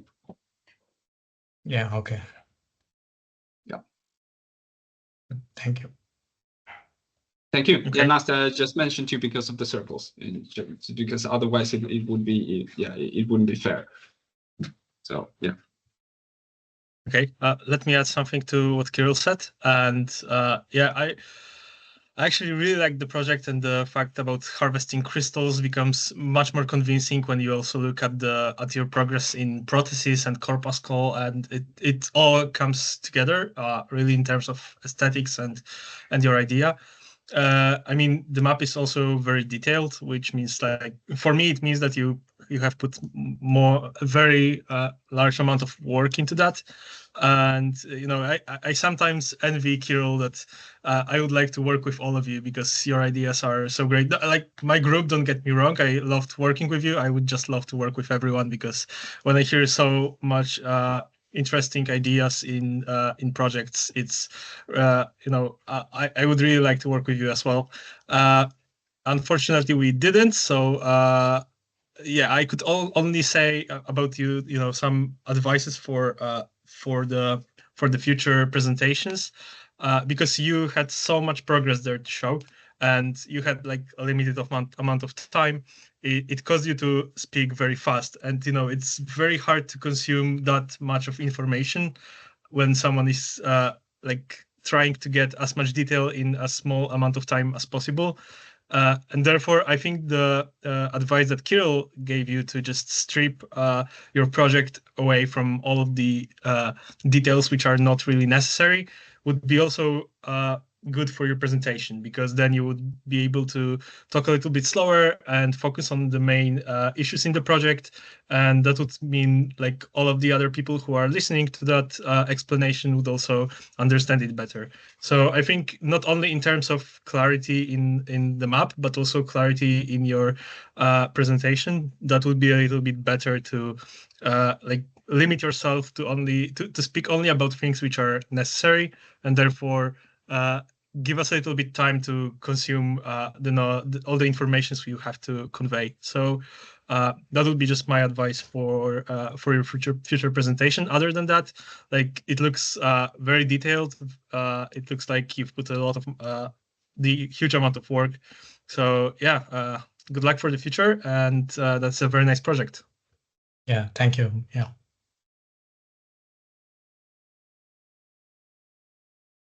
Hello. But so in this project, I think, I mean, it's visible that you had like a small time frame, and also that you were alone in your team. I know you worked a lot on it, but like I would not like, I don't know, you're representing at least 4 networks of transport when you only need to have 2. So that's maybe why it's overcrowded. And then yeah, like it would have helped if like you would have like generated these crystal formations somehow with the help of Kirill or Jacob, like to make it blend more to the terrain, because this doesn't feel very natural at all, the way they are dispersed right now on the environment. But yeah, I mean, what I think is like you have to find the more like of the essence of the map, on how to get the essential parts. And for example, those two networks, the pink one and the yellow one, which basically are the same thing, but one is denser and the other one is less dense. I would pick just one of them. I told you from the crit also. And then go, you have the green one that is mining the resources. You have the purple one that's like more localized in between your like inside your neighborhoods. And I would really try to like find the essential parts of it and like make it more clear. That would be my advice. But I mean, looking at it as if it wasn't supposed to be a map, it's beautiful. But in terms of like following the logic and so on, it's overlaid, overcrowded. So a bit more getting the essential part. And I think because there's not been a lot of time and that you had to work by yourself and so on, it shows that probably you needed like more time to get to the essential part, because that's how it is with this kind of complex systems. But you still have time to think about it and how to make it more essential. So yeah, like it's in terms of representation, I think a little bit more contrast as well could help. But it's I know you worked hard. I know that you put a lot of work into this. But it's just that like, yeah, just being alone in a team and not searching for that essential part and trying to put as many things as possible there led to this kind of like more like this increasing of complexity. It's like it's good, but it also it's quite risky, because at some point it becomes hard to read. And I think in your case it kind of became hard to read in the end. But maybe you can find a way to make it more essential. And if there would be just one advice, I would ask you to pick between the yellow or the red network, not both of them overlaid on one on top of each other. I know they create some interesting moments when they kind of communicate between themselves, but at the same time, it's just there's some other moments where it's very confusing. So that would be my feedback on the project. Yeah. Yeah, actually, when you guys mentioned, like, initially I didn't even think from that point of view, like it's too busy, or it's too, I didn't think in that point of view. I was thinking like whether it's had a connectivity, I was thinking a different perspective. Maybe I didn't think visually how it does in terms of a full view. Maybe I missed that point. I think I should, I think I can improve it from here based on the comments. Yeah. Yes, thank you for the comment. Yeah, Bawa, you have all like the ingredients. I think also the colors, the terrain. It's there.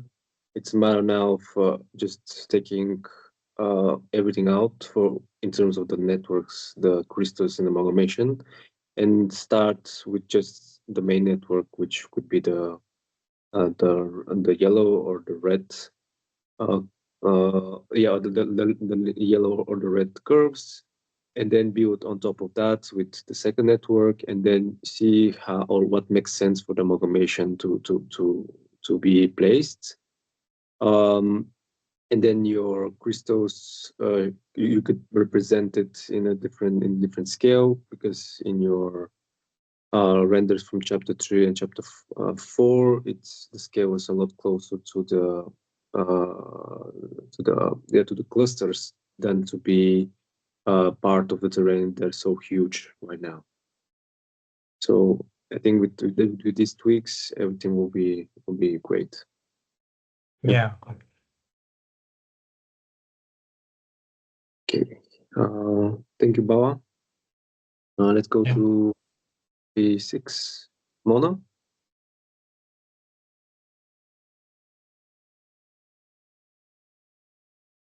Okay.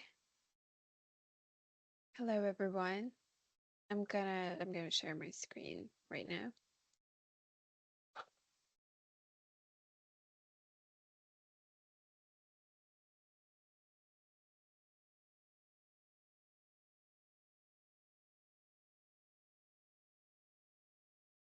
Okay, do you guys have my screen? Yes. Can you go to present, Bob? Yeah. Thank you.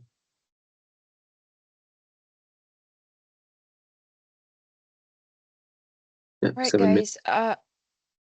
My name is Mona Sejedi, with a background of industrial engineering, and right now I'm studying Master of Science in Architecture at Illinois Tech. So let's walk through the story of Area. In the year 3124, the floating city of Traces hovered above the alien oceans of planet Aura, where humanity made its last stand. Earth was gone, and Aura was hostile. And from the sky came waves of aliens, assaults unraveling their defenses. In desperation, humans didn't build another weapon. They created a being, born from synthetic biology and marine intelligence. Area was a fusion of human intent and octopus adaptability, an autonomous creature engineered to survive where humans could not a machine, not a monster, a solution.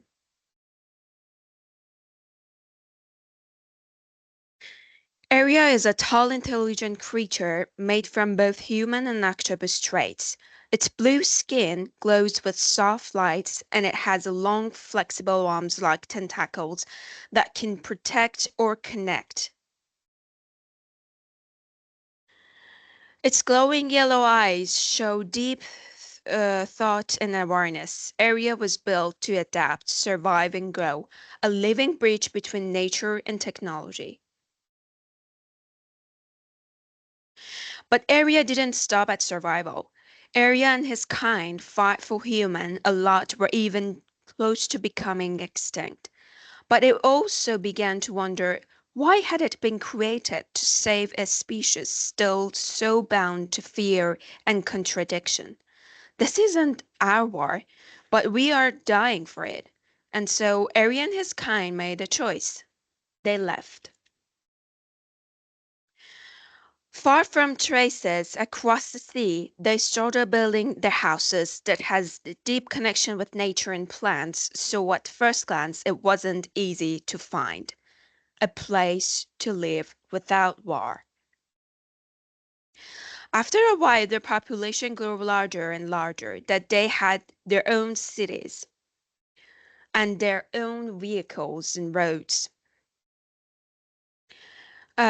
Somewhere where they live in peace, but also always practicing and ready to fight back for themselves. But Area was still worried. It is not going to take a long time for Alien to understand that we no longer support human. They might find us. We need to get to know these islands and build strong cities. They started to search to know the strength of the island and how they can develop their community. These islands are mountainous, but only they know it very well, so they can fight back easier. They choose to build their city by parts that are close to mushrooms. As a poisonous mushroom was the main vegetation of those islands, but not poisonous to Arya and his kind.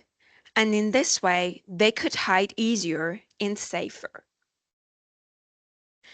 They started designing neighborhoods and roads and connections, islands with a lot of roads and connection that even some of them wasn't necessary for them, but so confusing for the enemies. They defined the island so good, found the right places and neighborhoods to live, and placed their houses and built their cities.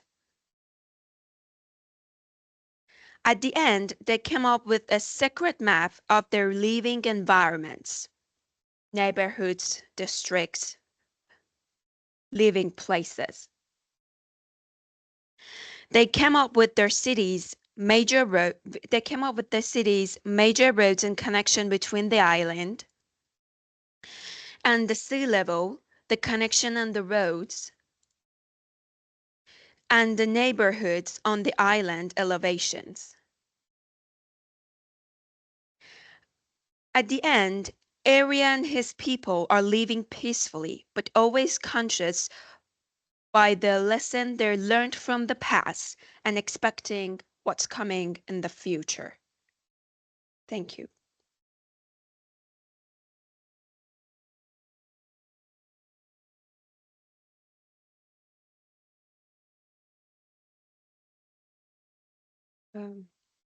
Okay. Thank you, Mona. Thank you for the presentation. Yeah, I think the map overall is looking good and it's in the right direction. I think things you can probably improve on is emphasizing more on the public spaces, on some of the amalgamations. I think they get lost in some of the places. And the other thing is in terms of the presentation, maybe you for the final presentation need to be a little bit more cohesive in the way that what you tell us with the story needs to fit with the image. And I think you can go even further into what and how you made the clusters from the small parts to the bigger parts.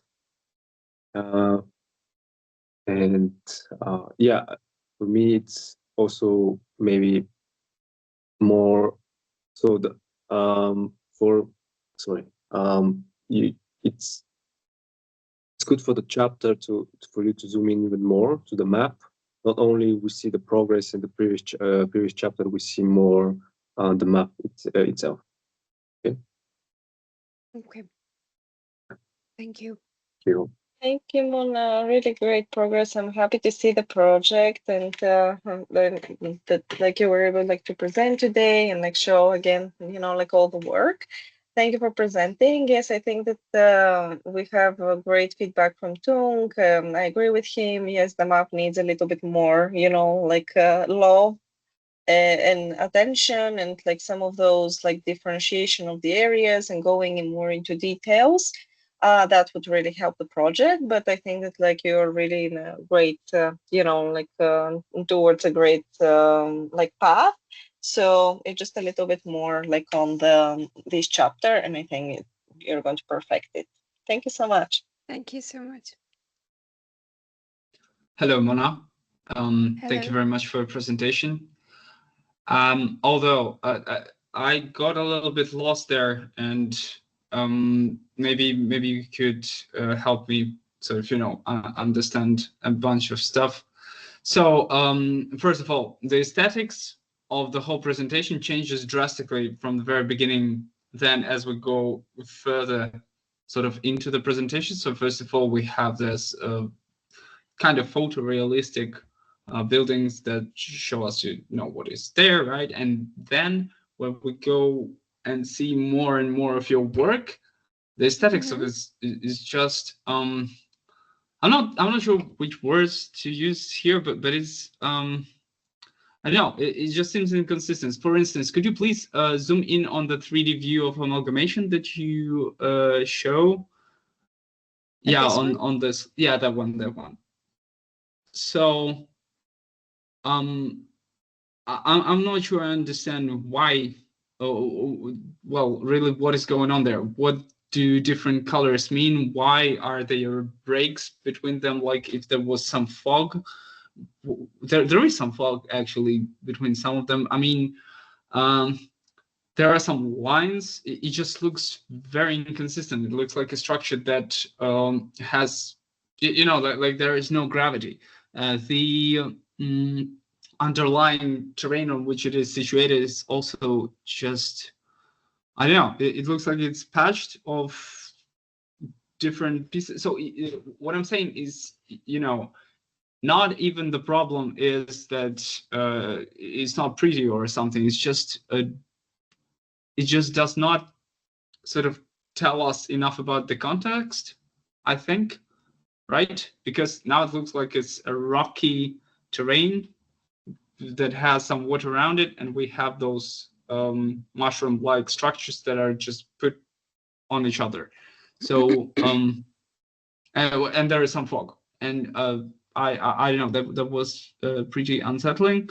Also, that happened, and you have this completely blank white sky in the background or whatever it is. It's just, if you were aiming at a collage, right, or something like that, at this kind of aesthetics, then it probably should be less detail and more you know, more sort of symbolic representations, more like icons maybe. And if you were aiming at something closer to a render, then it has to be worked on a little bit more, because it's just, you know, you started with those renderings that were very realistic like, and then we get into this and it's just catch off guard, right? So the inconsistency in this. Then in terms of your storytelling, I'm not quite sure I understand how, with their communication networks, were they supposed to make their enemy what, disoriented or lost somehow? So I mean, this is a connection inside each island over here. Yeah. Okay. Maybe you can say it better here. Yeah, But yeah. there are a lot of roads, but like they're not going to use all of those roads to reach their cities or their neighborhoods. But like so I Why? was thinking that, but they have those roads. So if the enemy attack, they don't know which roads they have to go so that they could find them. They don't know the original roads to the neighborhoods or to the direction. So Wait, it's but confusing all of for the this is, alien. but But all they of this is know. underground. All of this is It's not underground, or underground. No. it's not It's underground? no. No. Okay. Well, in this case, okay. So you say that the aliens, but if the aliens attack, don't they sort of see from above where the cities are, and they don't really care about the roads? Well, that's why I said it's a mountainous part. So it's not easy for them to just, you know, just go through the mountains like that. So they need Yeah, to know but where are if they something so that comes they from attack above, them. yeah, but if something comes from above, isn't that sort of, well, I just don't see how I the mean, roads. in the real You see, world, this is they're being not gonna yeah. just you know, attack the mountains, the rocks with a bomb like that, you know. I mean, they need to know where is the um for example, where is the enemy, so that they could focus on that part and attack that part. Okay, leaving that aside, so this is something for you to consider, maybe how consistent or inconsistent that is, because it's your story, of course. The other thing, so going back to the map and actually, you know, sort of taking a look at it once again, you mentioned that it's a very mountainous terrain. And then when we see a map like this, I don't see any mountains, right? So the way the networks of your connections are distributed and designed does not depict any terrain at all. It looks like it's all flat. That's why I didn't ask, whether it goes underground or not, because they just connect. Well, they just create a lot of connections. So my question here is, why is that? And did you take into consideration, did you actually use the data from the altitude and, the way the terrain is structured to inform your design there? So that's why I at first showed the mountain part, and then the amalgamation and like all the cities are mostly around of this thing. They're not coming like inside on the like No, but you these have a lot of parts that are- connections there. You have a lot of connections there that maybe you need a section view, right? So if you So, take any random maybe connection there the between section 2 view is a points, good idea. you can- Yeah. No, listen, what I'm saying is that if you take 2 points on a map, random points that are connected by anything there, and you place them on a section, it won't make any sense, right? It will not respect the terrain at all. It will, a way to do that actually, since you have a 3D model of your map, you could take 2 points and use the isocurve connection. Just build an isocurve connection between them, and you will see what is the shortest path between those 2 points, right? It won't look like this, because what we see here is a flat piece of land that is connected with a lot of, with a very dense random network. And it just doesn't make sense, right? Well, what I'm trying to say is that, it does not tell us anything except that there are a lot of connections between God knows what, and it is supposed to catch the enemy off guard. It's just, I don't get it. And so far, I did not hear you actually explain it, how do you say, defend that claim, that this is the way it's supposed to be. Because once again, you were talking about the terrain and a huge amount of connections. This doesn't look like the connections on the terrain you were showing on the 3D model. So please just didn't get the part just that you said yeah. how they defended. Can you say that again? No. How I can show that? I was talking about you defending the concept, not about Oh, them yeah, defending. okay. Yeah, I was talking. Okay. Yeah, so there's a different line of defense. So yeah, please maybe take a step back and reconsider all of what is going there, because Okay. From what I see is just completely different things that do not connect really. And and in terms of situating your amalgamations, is there a pattern of how do you put them on the map? Because it's not obvious to me as well. So if we go to the map, let's go to the master plan once again. Okay. Yeah, so why are the amalgamations where they are? Because these parts, like most of the parts are mountainous, and then they leave they want to be close to the water, as like I showed here, and like in this part. Okay. All of them are close to the water, and it's so mountainous, so they cannot go like above the mountain, so they leave in the down parts. That's you why see, they're and that mostly... is, yeah, and that is reasoning that makes sense, right? So this is consistent in this map. If you take a look at what you did there, so it is quite consistent. All of the amalgamations are somehow close to the water, but it's not consistent in terms of how, well, what is the actual context, right? So mountainous archipelago, a bunch of islands, and the connections that you make there. This is completely inconsistent, especially since you say that they cannot just go over the mountain because, well, they're not almighty, right? So honestly, yeah, please work on that. I thought like the part that I'm showing the elevation with the white part, well, I needed to like make that a little bit lighter over here, but I thought that might No, not it's show, not but even I that. get your point. Yeah. I get It's the your point. connections. I They are need to just show that no. mountains. You don't need to show that. You need to create different connections differently because those don't make sense. Okay. No, because those are Kirill, pointless. thank you for your points. We appreciate it. Yeah, Mona, think about like some of the comments, like, and if you can incorporate any of them, like for the finals, and like again, like just like a check of like if again the whole storyline is cohesive. It's very important. Otherwise, like that's what we're going to be doing like with the final presentation. It's going to be exactly like reviewing if everything like has a logic that like like takes it like full circle. So we'll have more conversations, and there's going to be a bigger opportunity again like to review some of those. But yeah, Kirill, great points actually. Mona, thank you for like closing like the work for this chapter. We appreciate it. I think we're coming to the end of basically like this chapter and this presentation. So do we have any additional comments for Mona today? Yeah, I would like to defend Mona a little bit from my side because Kirill is so aggressive. I have to step in. So I'm yeah. not. Please, let's remember that it's not that. It's our job to try to see what can be improved. Okay, please don't. Just kidding. Please don't think of it this way.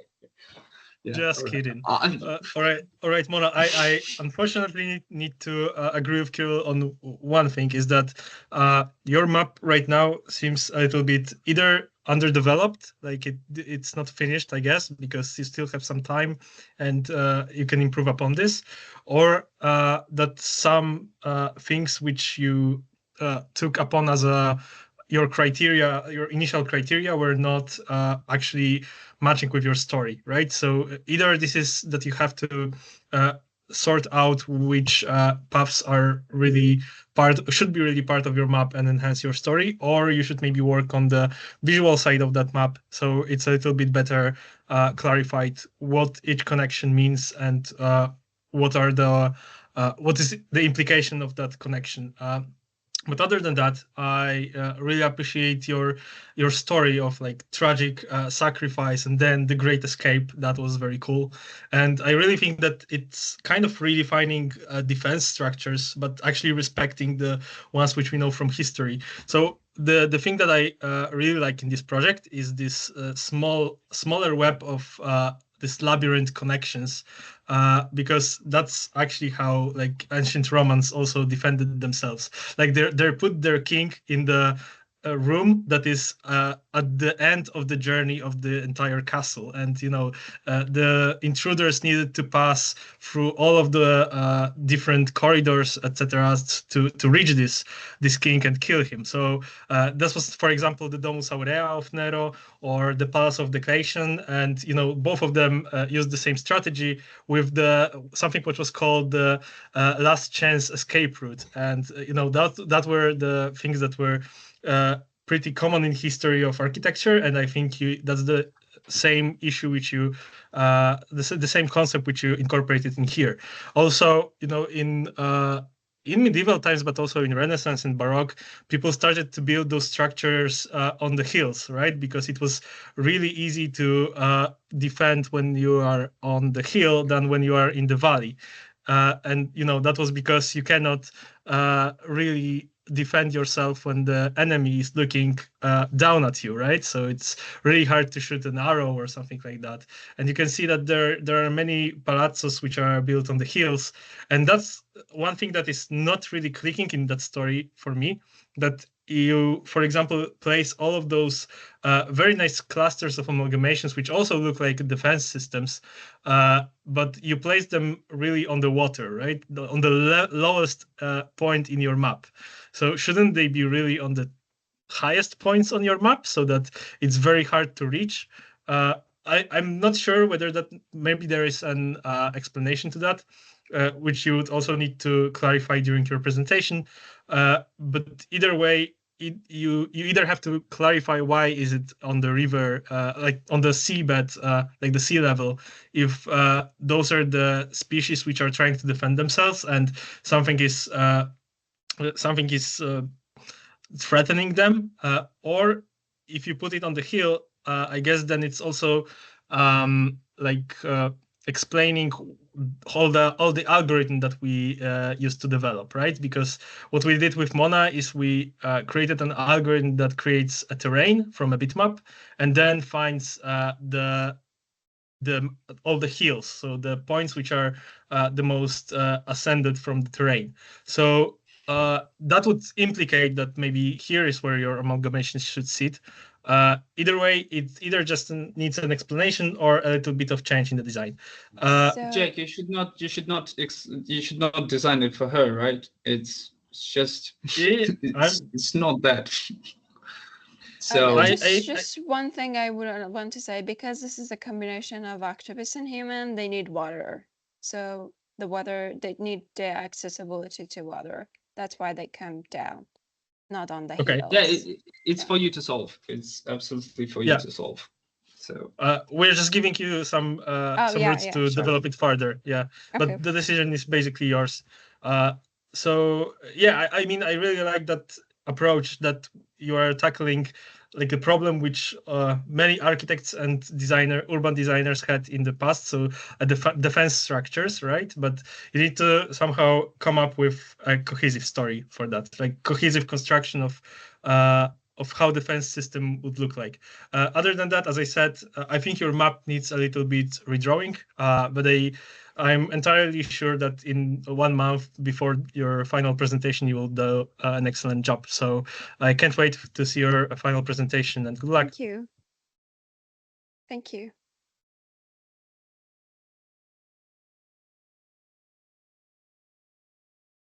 Hey, Mona, I want to draw some attention to the blue map, if you can show it somewhere, because I think this one? Yeah. So if you can zoom in a little bit on it, I mean, I think it's like, for me, I see two different networks there, just because of the differentiation in scale, and I wonder why. I mean, what I would do, like, this was the advice before, like, maybe, the blue ones are on the water, and the blue ones should stop where the islands begin, and you generate a different network in the islands. These intricate ones can be in between the islands, and that's how you get like these very beautiful transitions from those thicker branches to those very fine veins. And those very fine veins can happen in between the islands. And then you simulate something else in the islands based on the logic that you have of your civilization. And I think that could be like 3 networks, right? Like the one that's like outside the islands, in between the islands, and on the islands. And like from a technical point of view, like if you follow like some more simple and more streamlined approach, I think it can do very well, because you've simulated quite some nice things in between. I just feel like, well, unfortunately, we didn't have 2 months to work on this. But if we did, I'm sure that you have a lot of potential in terms of like what you can achieve. But each one of us have our own rhythms, and some of us are more like streamlined, like, okay, this is what I'll do from the beginning, and that's it. Others are exploring more, and some projects take more time, some take less time. But what I would say is, like, I would encourage you to look at the good things that you have, and try to take a step back into like not overlaying many things one on top of the other, because it's confusing. And just like streamline the whole idea, like simplify it as if you were to have like an elevator pitch, like not even less. Like, you just want to simplify it in one sentence. If you can put it in one sentence, then all the map will start going well for you, because you have a lot of good ingredients, like I said. So that's what I want you to take from this. Like, you were alone in the group, The time was very short. It's okay. You still have time, and you just have to be like with a positive mindset, and also be pragmatic. Like take a step back, essentialize everything, and then go and do it, because you have all the things. It's just about putting them, and just don't put networks one on top of the other. That's the most simplest way. If you don't put them, overlay them one on top of the other, and you can like, just because you have water and land, you can already do that, then it's not hard to get something that is easy to read and so on. So I would encourage you to do that, and thank you for your work, and I'll see you at the final presentation. Thank you.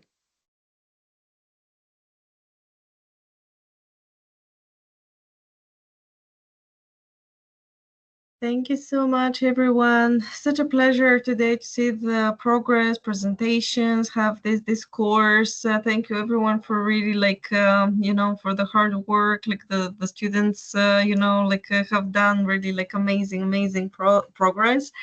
Love chapter 5. Thank you so much for the passion and the discourse. Really Kirill and Kuba, really amazing, and Madeline, amazing work. Always a pleasure to have you guys every year. And Tunganeva, thank you guys, 5 chapters done, amazing. So we're moving into the next stage, which is going to be taking now all these assets and creating an amazing video. So that's going to happen in the next couple of weeks, and it's going to be an exciting new adventure. And moving then into finals, and really taking all these learnings and all these chapters, making sure again the logic follows through, and then it's basically a curation of the work, and seeing how to best represent it for the final. But we're almost at the end of the program, and I think that there has been a great learning and great growth within absolutely everyone here, and I'm very proud of all your progress. So yeah, you should be very proud of yourselves, guys, for everything you've learned. Super excited for the next steps. Thank you. Thank you. Thank you. Have a wonderful weekend. Thank you, guys. Bye. Amazing work. Thank you, guys. Thank you, everyone. Thank you. Thank you. Thanks, everybody. Good luck. Good luck.